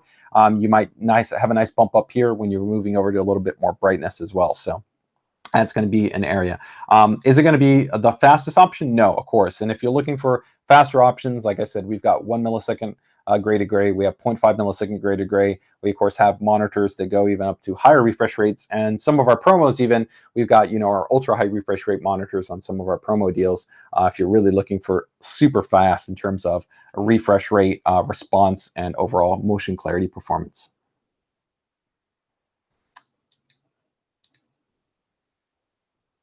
Hey, Richard. Yeah, so I actually already talked about two HDMI 2.1 monitors earlier in the stream, the VG28Q and then also the PG32UQ. So two different monitors, one coming in at $799 and one coming in at $999. Those are both going to be coming in for October. You might not be able to watch this, right, in terms of clicking back. You might have to wait in terms of the video video on demand, essentially the replay to go live on YouTube or Facebook. But if you check out that portion, I've recapped two monitors that will be HDMI 2.1 if that's something of interest to you. Okay. Neomatrix, which monitor are you referring to in terms of the weight? I can check on that, but you can, of course, just check on the specs. I will link this in the chat, so if you guys want to check that out, you can definitely check that out. Okay. All right, guys. So that is another update with the VG277Q1A. So I think I've got one other update for you guys right here. So give me 1 second. PG32UQ, ROG NX switches, X570-E gaming, the VG monitor. Yeah, so we got two items right here. Router and then an IEM, so an in-ear headphone, in-ear monitor. So this is going to be our RT-AX86S. So we currently have the RT-AX86U. This model will be coming in a little bit cheaper. I believe price point on this one, give me 1 second right here. Let me double check it. I believe it's going to be about $30 less for this model. Yeah, so the current the RT-AX86U comes in at $279. This one will be coming in at $249. So the main difference right here is here you still get a Wi-Fi 6 router. So we saw in recent polling that actually still a large amount of you are going to be running actually earlier Wi-Fi 5 based routers. Keep in mind that if you've updated your laptop recently, if you've got a new phone, even new televisions, new tablets, many new devices, new motherboards, they all come with Wi-Fi 6, and you are not actually unlocking the speed, the throughput, the lower latency, and the better experience you can get without actually a Wi-Fi 6 router. So we have a very robust ecosystem. We have the broadest ecosystem, whether you're talking about mesh, tri-band or dual band based Wi-Fi 6 and Wi-Fi 6E based routers on the market. This, I think, is going to be a great option for those that are looking for something a little bit lower price, but still very good range and very good performance. So this is going to be higher end than your traditional, what is referred to as 2x2 antenna configuration. So this gets a little bit confusing because you see like 3 antennas that are on the router. But the important thing is that essentially inside of a router, there are essentially called something that are antennas that are referred to as what's called spatial streams. So on a higher end router, generally you're going to have more spatial streams. This will generally be referred to as like a 2x2 or a 3x3 or a 4x4 base configuration. The higher those amount of numbers, generally the better the performance the router will offer at range, and also offer you a better experience for multiple devices essentially working simultaneously with the router. A key specification improvement within Wi-Fi 6 is something that is called multi-user MIMO technology. This essentially allows devices to simultaneously, concurrently access the router at the same time as opposed to sequentially. This essentially just helps to improve concurrent experience. So if you've got a lot of devices that are simultaneously accessing the router at the same time, having a router that has more spatial streams can be beneficial. So a router that has like a 3x3 or 4x4 configuration will generally be superior than a router that only has a 2x2 base configuration. Okay, so this one is, I believe, a 3x3 and a 4x4. So 3x3 on the 5 gigahertz band, and then a 4x4 on the 2.4 gigahertz band. Now, where does this model differ compared to the 86U, which is a little bit higher end? The 86U will have a quad-core based processor versus this one having a dual-core processor. This one is still high-clocked dual-core based processor. The USB configurations are also going to be a little bit different. The 86U will have 2 USB 3 ports. This one has a USB 3 and a USB 2 port. That's going to be maybe favorable depending on like your storage type setup that you might run directly from the router. There's a little bit less RAM that's on this model, and there's no 2.5 gigabits LAN port that's on this model as opposed to on the 86U.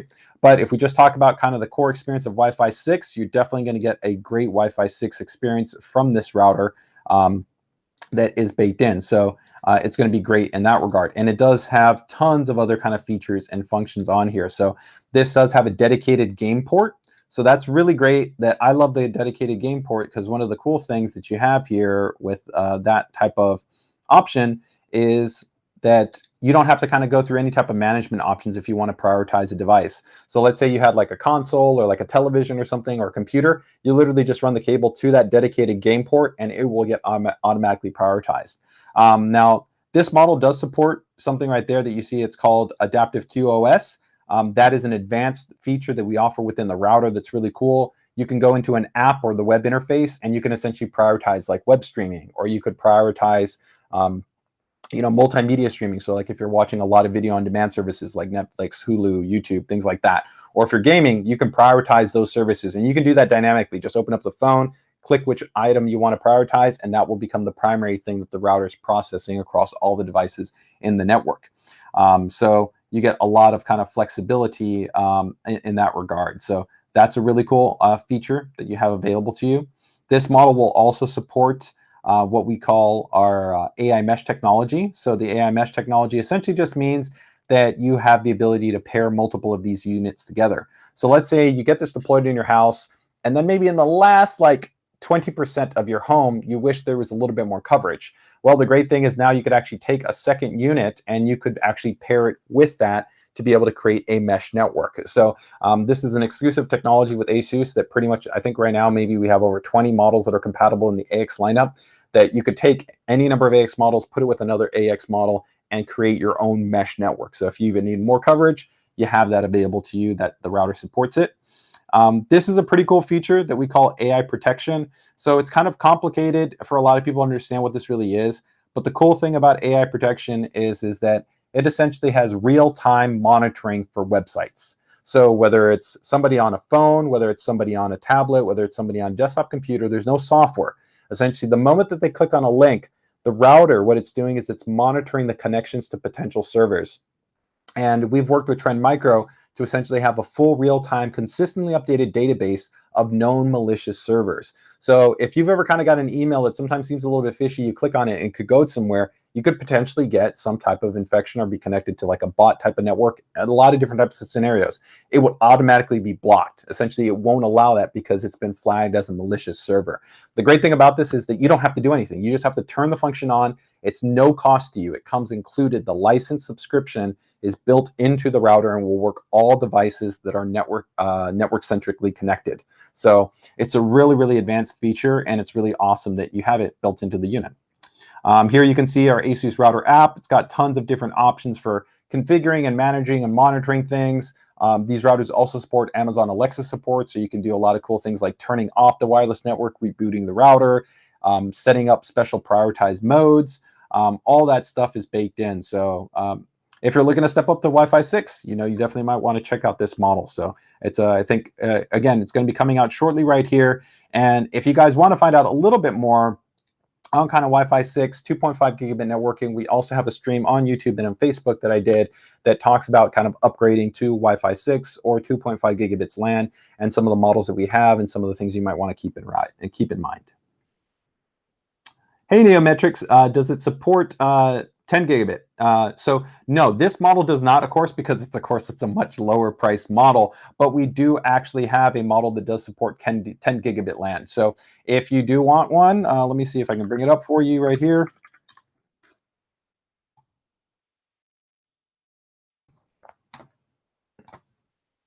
Let's see if I can bring that one up for you. Give me 1 second here.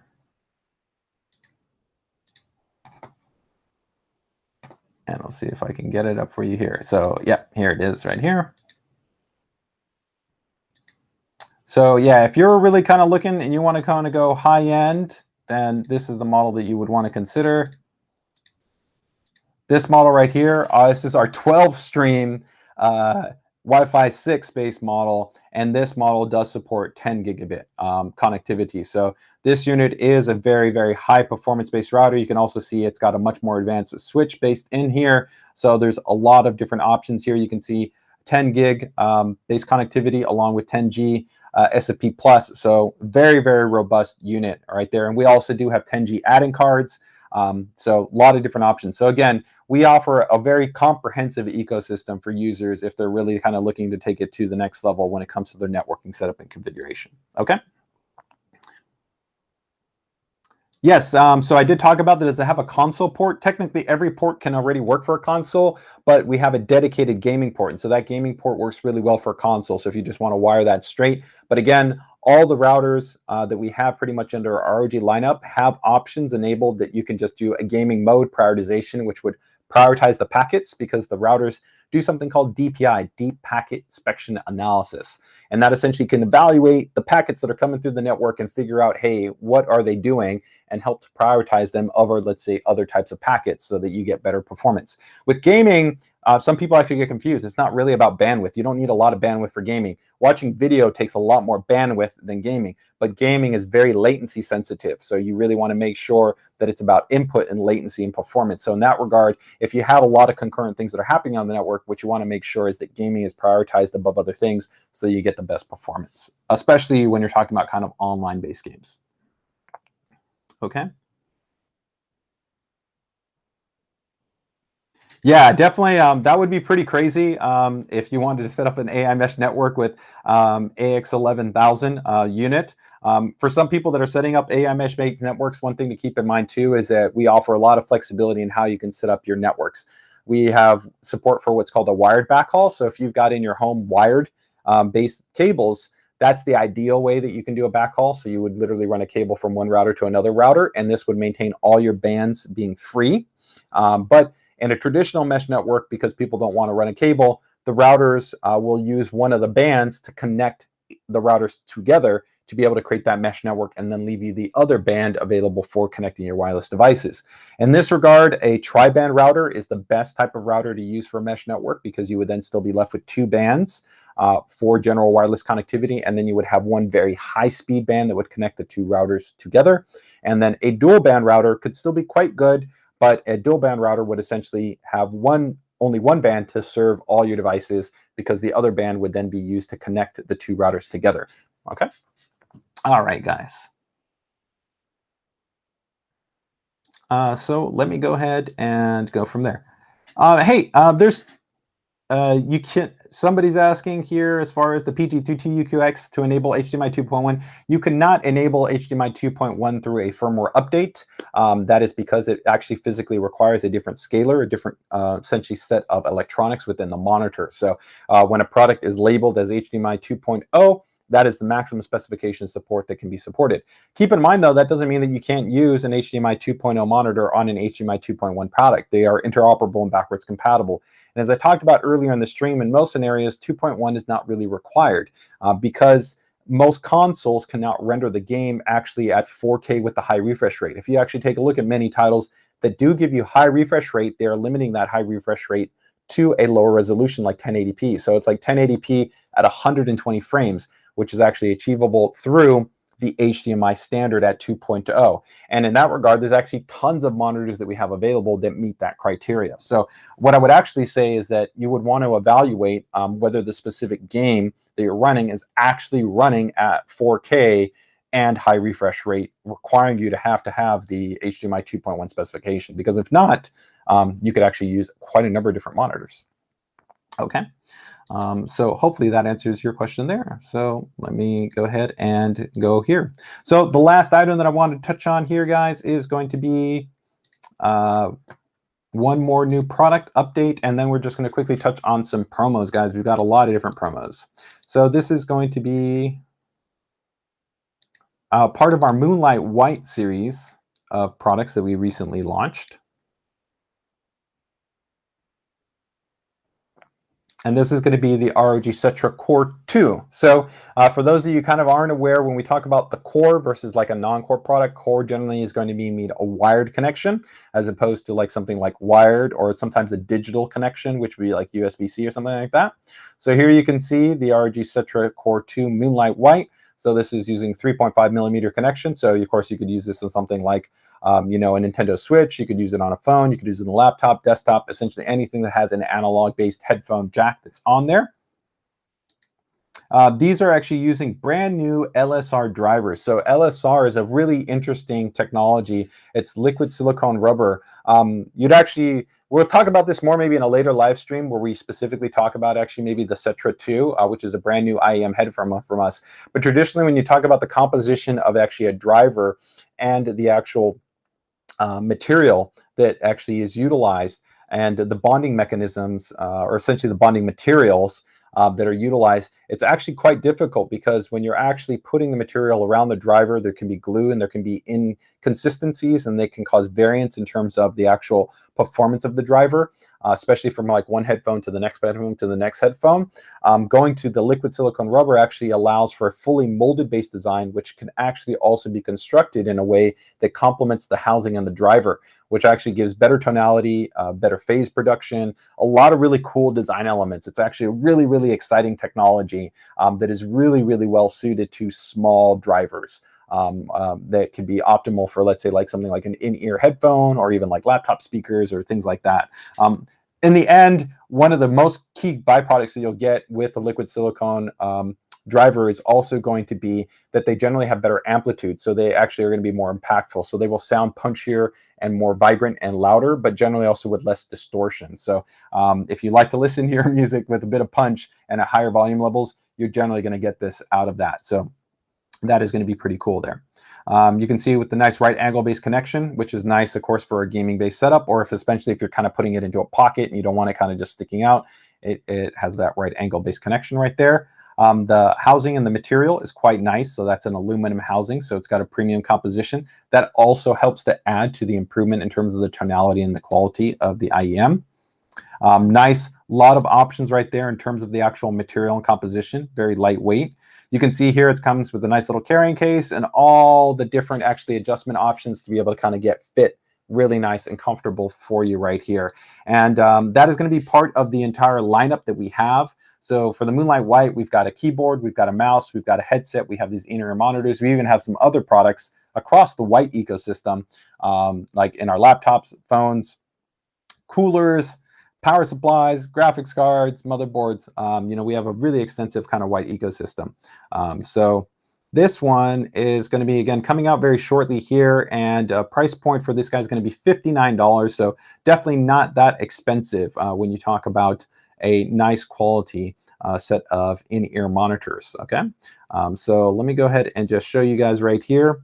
And keep in mind that if you kind of see that you like this, but you don't want to get it in white, we do generally pretty much offer anything that you see in the Moonlight white, we have it in black. So we have a black version, and then we have a Moonlight white version. So it just depends on if you want, which one do you want. And if you're looking for a higher end version, we also are getting ready to launch the ROG CETRA 2, which I talked about previously, which is a higher end version of this, which has a native USB-C digital connection. So if you, of course, have a newer phone that doesn't have, of course, headphone jack, then you can directly plug in. And so that USB-C connection is great because, again, you can plug that into a laptop, a Switch, a phone, a desktop, whatever you want, right? So a lot of flexibility there.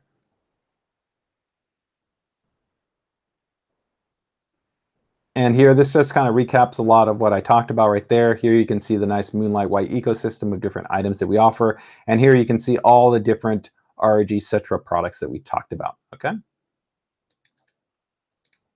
Let me just see right there. And any questions that kind of came up right there? Yeah, so Jay, if you're looking for wireless-based options, we do have a couple of different wireless options. So we have headphones like this guy. This one is the ROG Strix Go 2.4. So this actually has a very small USB-C 2.4 gigahertz dongle that you could plug into any USB-C based device. 2.4 gigahertz has a higher bandwidth measure than Bluetooth, so it's superior for audio reproduction, better for range, better performance, doesn't have the dropout issues and interference issues that Bluetooth can have.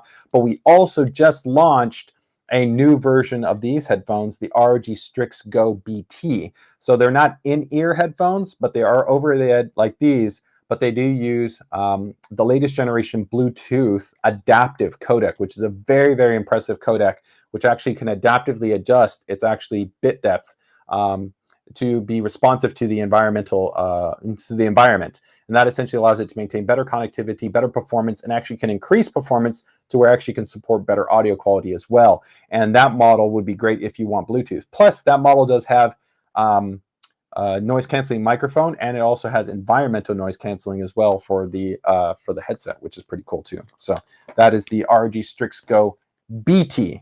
So we have two: the ROG Strix Go 2.4. and then the ROG Strix Go BT.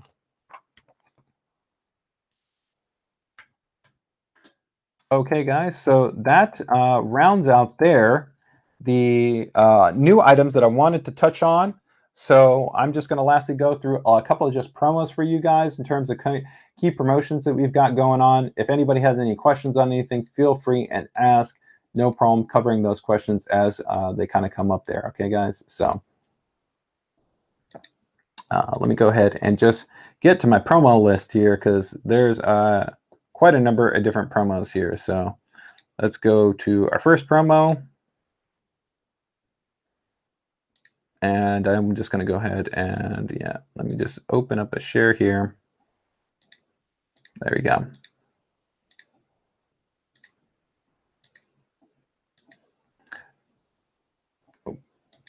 Sorry, guys. There we go. So here, right here, the first promo that we have right now is going to be here for the for our Asus AI noise canceling adapter. It's a USB-C adapter. It's pretty cool because all you need to do is pretty much just plug it into a USB-C port, and it gives any device that you've connected it to our advanced hardware-based chip, which has essentially machine learning, which has been programmed with hundreds of millions of sounds to be able to process out essentially environmental noise. So if you essentially just want to improve the quality of your microphone and you have an analog-based microphone, you can just plug it into this and you're good to go. So you can, again, you can use it on a laptop, you can use it on a desktop, you could use it on a phone. And you can see right now it's a little bit more than $8 off. It's pretty low cost. Less than 22 bucks, you can get one of these guys, and you can essentially get our Asus AI noise canceling technology added to any number of different systems. So that is a pretty cool addition that we've got right there. Next up is going to be a cooler for you guys. Okay.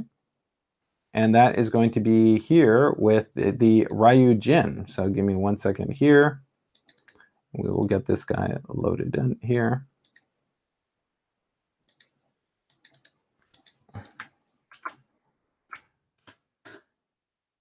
There we go, got it up right here. And that is going to be, this is a little bit of an older cooler that we have, but still a great solid quality cooler. It's a 240 millimeter AIO cooler, of course, works on both Intel and AMD platforms. It was actually pretty much like the first cooler that was on the market that had an integrated OLED-based display. It's got a really nice pump housing. It has an RGB light that's underneath the pump housing right there. And you can actually see right now that you're getting it for almost $40 off, $37.49 off. So right now at a price of $147.50 for the ROG Ryu. And this model is fully compatible with our Asus Armory Crate software. So it originally launched with actually a different set of software, which is a little bit more complicated in terms of using, but it's now a simpler, easier experience in terms of kind of getting it all set up and situated. So if you're looking for a 240 millimeter AO that's got a cool, unique design to it, you've got this guy. So that is going to be the ROG Ryu. Next, we've got a headset here, guys, and that's going to be with the ROG Strix Go.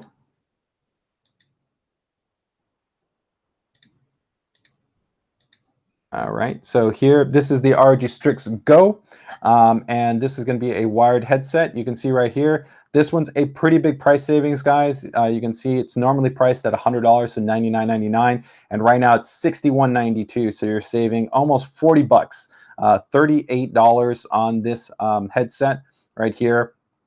And it's very similar to the one that I was showing here. So it's very similar to this design where it's a foldable based design right there with this model. It's very lightweight, it's compact, has good quality drivers. It's not going to definitely be as detailed or as bassy as what we would have with, like, say, like our ROG Delta, which is quite a bit more expensive, but it's a solid headset in terms of its overall performance. I like that you can see it's got a compact swivelable design, so you can wear it around your neck. You can fold it up, you can put it into a bag really nicely. Of course, with the 3.5 millimeter connection, allows you to connect it to a lot of different devices that are available to you, right? You can go ahead and set it up in that way, and you're good to go. And you can detach that as well, so that gives you flexibility there on that side as well. So that is the ROG Strix Go wired, and like I said, pretty sweet price point, right? When it's coming in at essentially almost $40 off.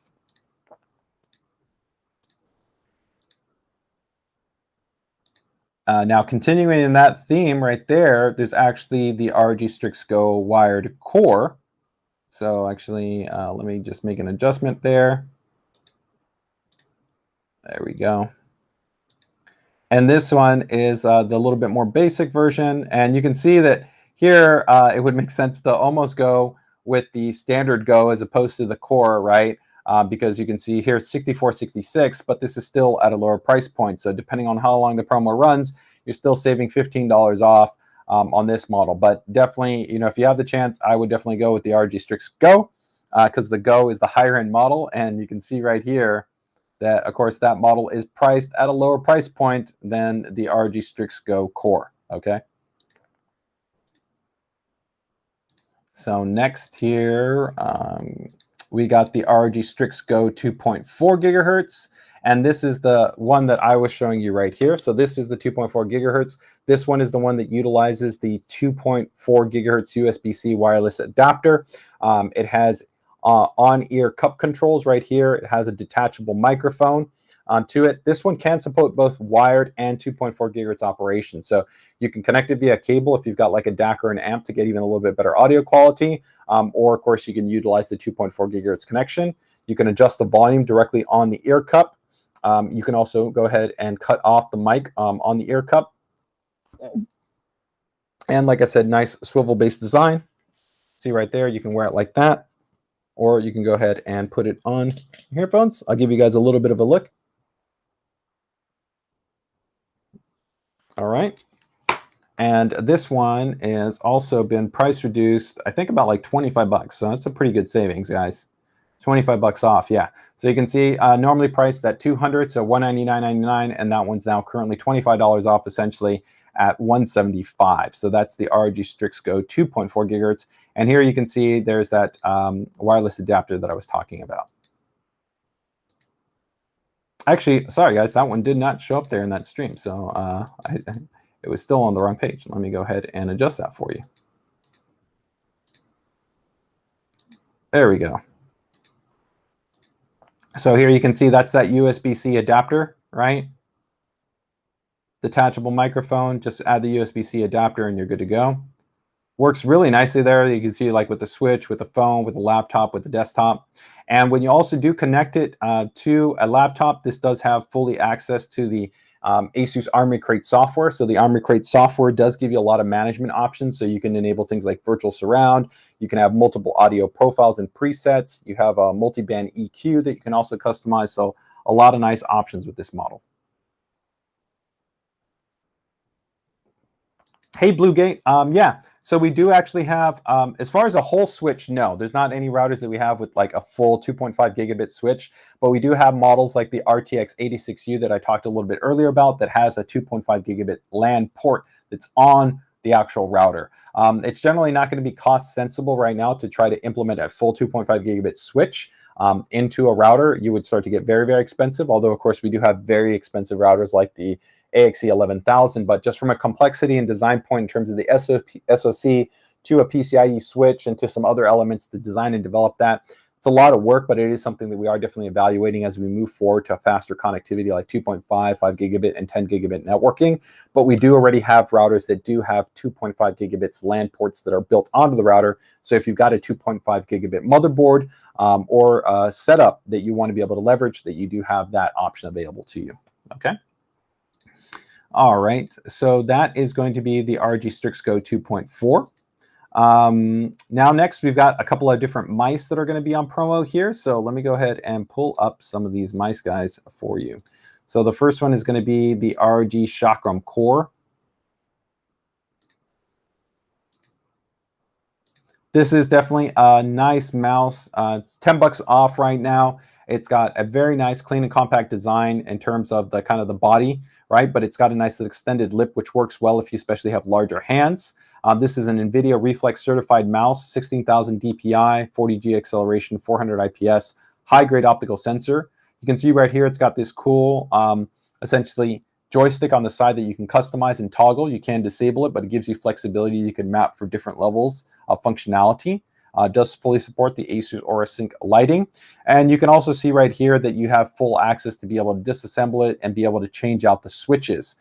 So that if you want to be able to customize the switch experience on the unit, you can do that. And I can show you quickly kind of what that will look like here. So just give me one moment and I will show you. So give me 1 second here. Probably I can do it with this. Do I have, which one do I have disassembled here? Do I have one here?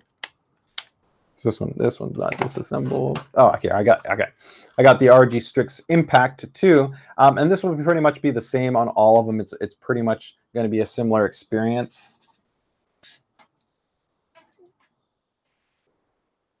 So on most of the mice, if we just toggle over here, you're going to see that you've kind of got little grommets, and you'll remove those grommets.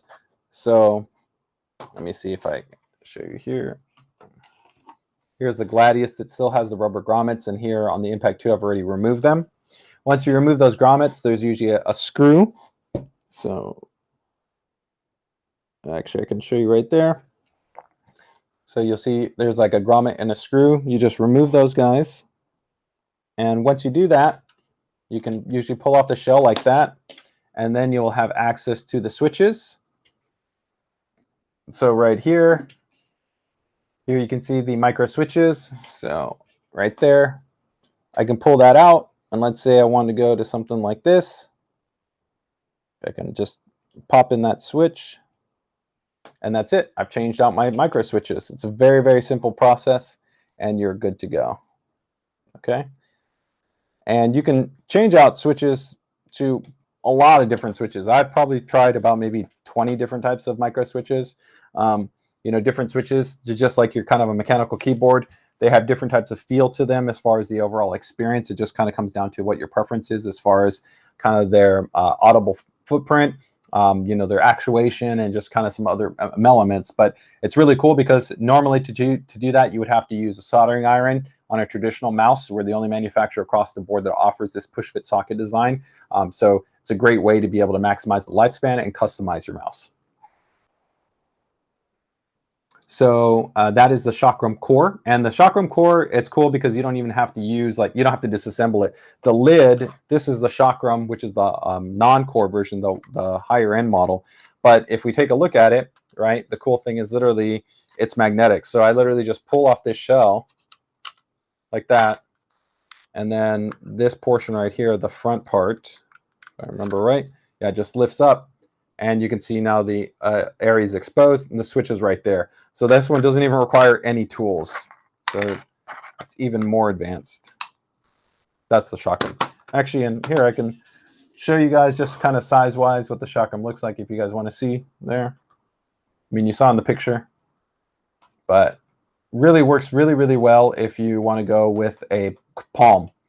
Palm grip works really well for this, but you could definitely kind of go more fingertip, or you could do claw. But if you've got a longer hand, larger hand, I think the Chakram is a great choice. And here you can kind of see compared to a little bit more of a compact mouse like the Impact. Okay. All right. So let's go back here. So we got the Chakram core. Oh yeah, the next mouse is actually the Impact that I wanted to touch on. This is going to be the Impact wired version. So not the wireless one, which I just was showing there in the stream, but that's quite all right, guys. The Impact 2 is a great mouse, compact mouse, and I think for the price point, man, it's hard to beat. This is now coming in at 40 bucks. It's 10 bucks off. You can get the Strix Impact 2 right here for $40, right? Really nice independent design. It's got RGB lighting here and RGB lighting on the back. So you got those two different lighting zones. Nice texture here on the side, 2 buttons there on the side. It's got a nice PTE cable that's lightweight, good against drag resistance, and you can also still change out the switches on that. So that's the the Impact 2 wired version, not the wireless version. Keep in mind it's the wired version, not the wireless version. But let me just show you guys right here. So you can see right there, that's that TPE cable. You can also still replace the switches on this model as well. And this is, I believe, a 6200 optical sensor. So still nice quality sensor on this. 40 bucks for a nice quality ROG mouse, I think is a good deal. All right, guys. And next here, we've got the Gladius 3. This is kind of our flagship mouse right here in terms of what we have.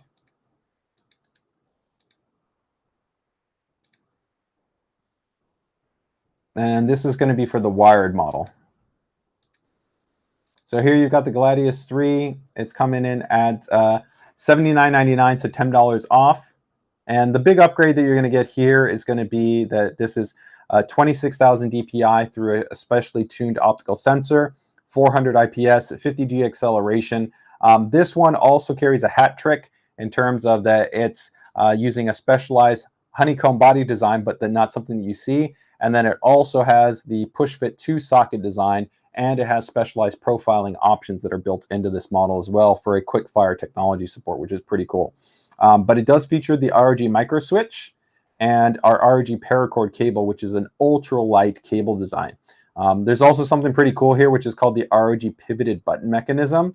So I can try to show you this, guys, here in a little bit of a closer up design, but if we take a look here at this Strix Impact 2, which also has this same pivoted button, is that this portion right here, we actually have a specialized design that helps to make direct contact with this plunger. So in some mice, what you'll actually find is that there's actually spacing between the button and the plunger, and this can actually create more debounce delay issues and inconsistencies with the depression. But here we actually have a design that essentially there's no gap between the plunger and the button, and this allows for more consistent depression each and every time. But the cool thing that we did is that coming even for something like this, when we went over to the Gladius 3, is the Gladius 3 upgrades to these guys right here, which are our ROG exclusive ROG micro switches. So these are super premium, high performance micro switches rated for outstanding 70 million clicks, and they have an electroplated, gold-plated junction material. So let me actually show you guys some little bit closer close-ups here of actually what kind of is going on there. Let me see. I think I got something right here. So yeah, I can show you guys this. Give me a second here.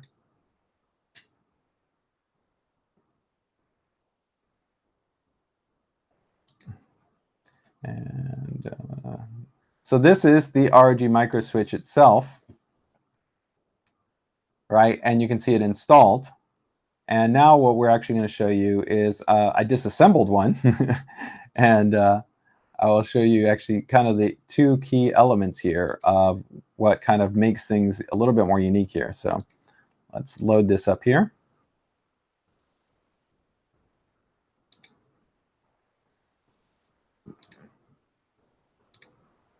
So if you look right here, you can actually see that's the inner gold-plated junction material. So on many switches, this is not gold-plated.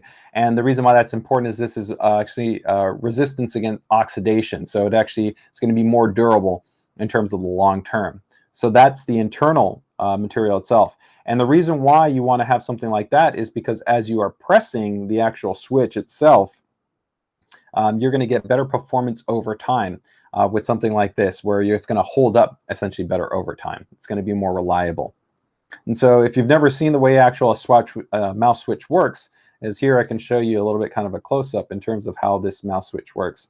So here you can see a kind of side profile, and if you were to depress the plunger, you'll actually see kind of the way that works. So you're pressing the plunger, and there you're making that contact, right? So this is the inside there. So it's a very high performance based design that's really designed for reliability, consistency. And the ROG micro switches, just like the ROG NX switches, also have tighter tolerances, where we actually have superior gram force deviation tolerances than what you would see with traditional standard micro switches that are in mice. So you get an improvement. The other cool thing too about the Gladius 3 is that the Gladius 3 supports Omron optical micro switches. So you can run either 3-pin traditional switches, or you can run optical micro switches. So I can actually show you what that looks like here. You'll actually see that there's two different types. So you got your traditional 3-pin standard switch, and then you got optical micro switches. And the ROG Gladius 3 is the only mouse that supports both types of switches. Pretty sweet, guys. So again, great deal here on the Gladius 3. Wired base model, right? And also very, very good in terms, I think, of the overall weight. This is also coming in at a lighter weight than you would have compared to many of our mice that have been in the past. Definitely the Keras would be a lighter weight mouse. If you're kind of really looking for kind of an ultra lightweight model, then the Keras would be a good option. But still, definitely the Gladius 3 is going to be, I think, a really solid option if you're looking for a lighter weight based mouse. And this one also has 6 programmable buttons, and it does have onboard memory profile. And the onboard memory profile is just nice in terms of that if you want to be able to kind of customize different types of setup kind of configurations, then you can do that, or customize kind of DPI configurations, things along those lines. All those different types of options are available to you. So it's entirely, up to how you want to kind of customize it within the software. And if I didn't note the weight on that one, it's 79 grams. Okay, so I think just a couple of last promos here, guys, and then we'll be wrapping things up here. Got the Pugio 2, which is actually the mouse that I've been using right here. I really love this mouse. It's a little bit longer body, ambidextrous design. I love that it's got underglow and RGB here and RGB here, USB-C. Has the push-fit socket design also on this model. This one's $13 off, so you get also a pretty good price point on this guy as well.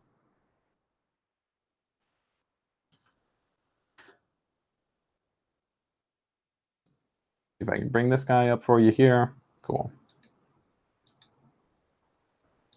Yep, that's the ROG Pugio 2. You can see normally $99.99 and currently $87, so $13 off. And again, the Pugio 2, this one is actually a tri-mode mouse, multi-configuration mouse. So you do have the option of running this in multiple connection options. So you can see wired USB-C, Bluetooth, and low latency 2.4 gigahertz. So three different levels. You can customize the side buttons right there. It comes included with different types of buttons, which help you to customize it depending on the ambidextrous base configuration. Also comes with a secondary set of switches that you can customize there. Long battery life, DPI on scroll, and there you can see comes with very high quality Omron switches. Some mice that are out there that are more expensive, this come with like 20 million rated Omron switches, so this is quite good. DPI on scroll, the zero pivot design, DPI level adjustment, customizable badge, and this one also, when it says that it's storable design here, I can actually show you guys right here, but essentially this one's very similar to the Chakram, where you can customize this, you can change this out, and you can also store the actual wireless adapter in this model as well. So that is the Pugio 2. All right, so got just a couple last ones here. The ROG Curious is also on promo. This one I think is a great deal, guys. This might maybe be the best deal for all the mice right now that we are showing you guys. So the ROG Curious is our ultra lightweight mouse. This is 62 grams. Super lightweight mouse. It's actually this guy right here, but it's one of our really most advanced base mouse. Has an ultra high performance optical sensor, 16,000 DPI, 400 IPS, 50 gram acceleration. Really works well for users that kind of do, I'd say maybe have smaller hands and do palm, but you can do claw and you can do grip. It has the ROG micro switch, ROG paracord cable, has PBT buttons, ultra light compact base design on there. It has our Omni feet, which are 100% PTFE feet, says super good movement performance in terms of the overall design on this model. And you can still go ahead and customize, like I said, the ROG micro switches. So this one right here, 14 bucks off, it's $56. I think an outstanding choice. If you want a really lightweight mouse, $62, I think is a really, really good price point for this guy. So let me just show you a little bit more closely here. You can see one of the other nice things too is this actually has PBT buttons as opposed to the standard material in here for the polymer composite material. So this gives it a nice kind of little texture right there, which will hold up much, much, much better to kind of resistance of oil and kind of sheen or wear over time. PBT, if you guys aren't aware, is a very high grade material, really been designed well for kind of resistance against abrasion and kind of oil. So that's a nice improvement that we have right there on that model. All right, and so now just last but not least, just a couple of quick promos here for you guys. So we've got our ROG Strix series power supplies that are also on promotion. So you've got the ROG 650 watt and 750 watt. One's $15 off and one's $22 off. That's a great promo that we've got going on right there. So if you're interested in our ROG series power supplies, that's a option that you have available to you. Keep in mind that all on our kind of ROG series power supplies, they're kind of the big benefit that we have with these models is going to be very good power topology design, very large heatsink designs. These are fully modular, 80 plus gold, 10-year warranty, and you can see 20 bucks off on this one. And I think the other model is a little bit more. See right here, yeah, $22 off for the 750 watt. Axial Tech fan for very, very good quality cooling performance, static pressure optimized, and you get some nice customization right there if your chassis has that. And there you can see the inside is a really good looking PSU along with those enlarged heat sinks that we have there.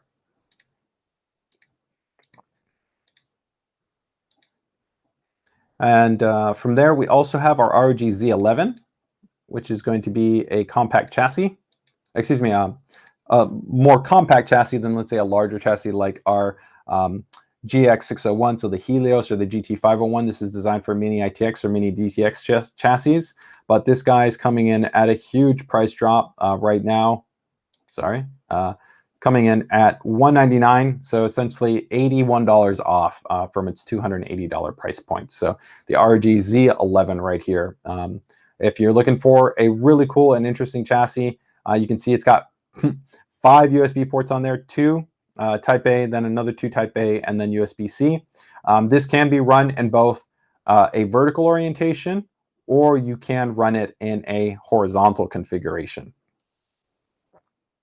So you can see there's the dual orientation that you have available to you there.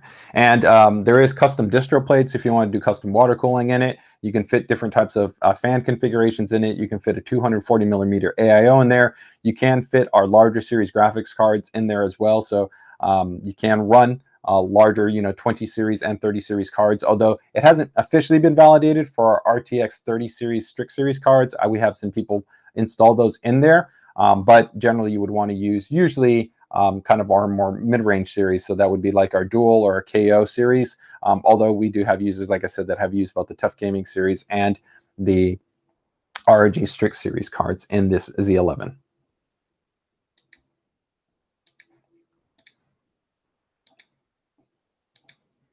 Okay, and I will link in the chat, guys. We've got some other promos on motherboards. We've got the B550 Plus for $12 off, the B550 Plus Wi-Fi for $18 off, the Prime B550 Plus for $14 off, a Micro ATX B550M-A for $14 off, the Pro WS X570 Ace board, so that's our workstation series X570 board, for $31 off. And then we also have quite a number of monitors that are currently on promotion. So on the monitor side, we'll go some links. These aren't necessarily on Amazon. Actually, many of them are on B&H, which is another great partner that we have. But we have some great monitors like the VG279Q. It's a 27-inch, 144 hertz IPS monitor, which is currently price dropped $20. We have the PG259QN, which is a 360 hertz monitor. It's $100 off right now, from $699 to $599. And then we also have the VG27AQ-L1A, which is 170 hertz, 1440p IPS-based monitor, which has $30 off. So I will drop those all in the chat and make sure that they're available in the description. So all the way around, a lot of promos, like I said, for you guys. And that wraps up our PC DIY live stream, guys. Next week, we'll definitely be bringing back the PC DIY Builder Spotlight. So if you guys want to make sure to get your builds featured, make sure to go ahead and join us in the PC DIY Facebook group. Go ahead and drop in your system with a submission so that we can go ahead and feature your build on here. We'd love to be able to show off your build. Doesn't matter whether it's a first-time build, whether it's an older build, ATX to mini ITX, air-cooled to water-cooled, doesn't matter. So all the way around, thanks, guys, for joining us here on the stream. Hopefully you guys have a safe, fun, and enjoyable weekend. So with that, guys, enjoy the rest of your guys' Friday.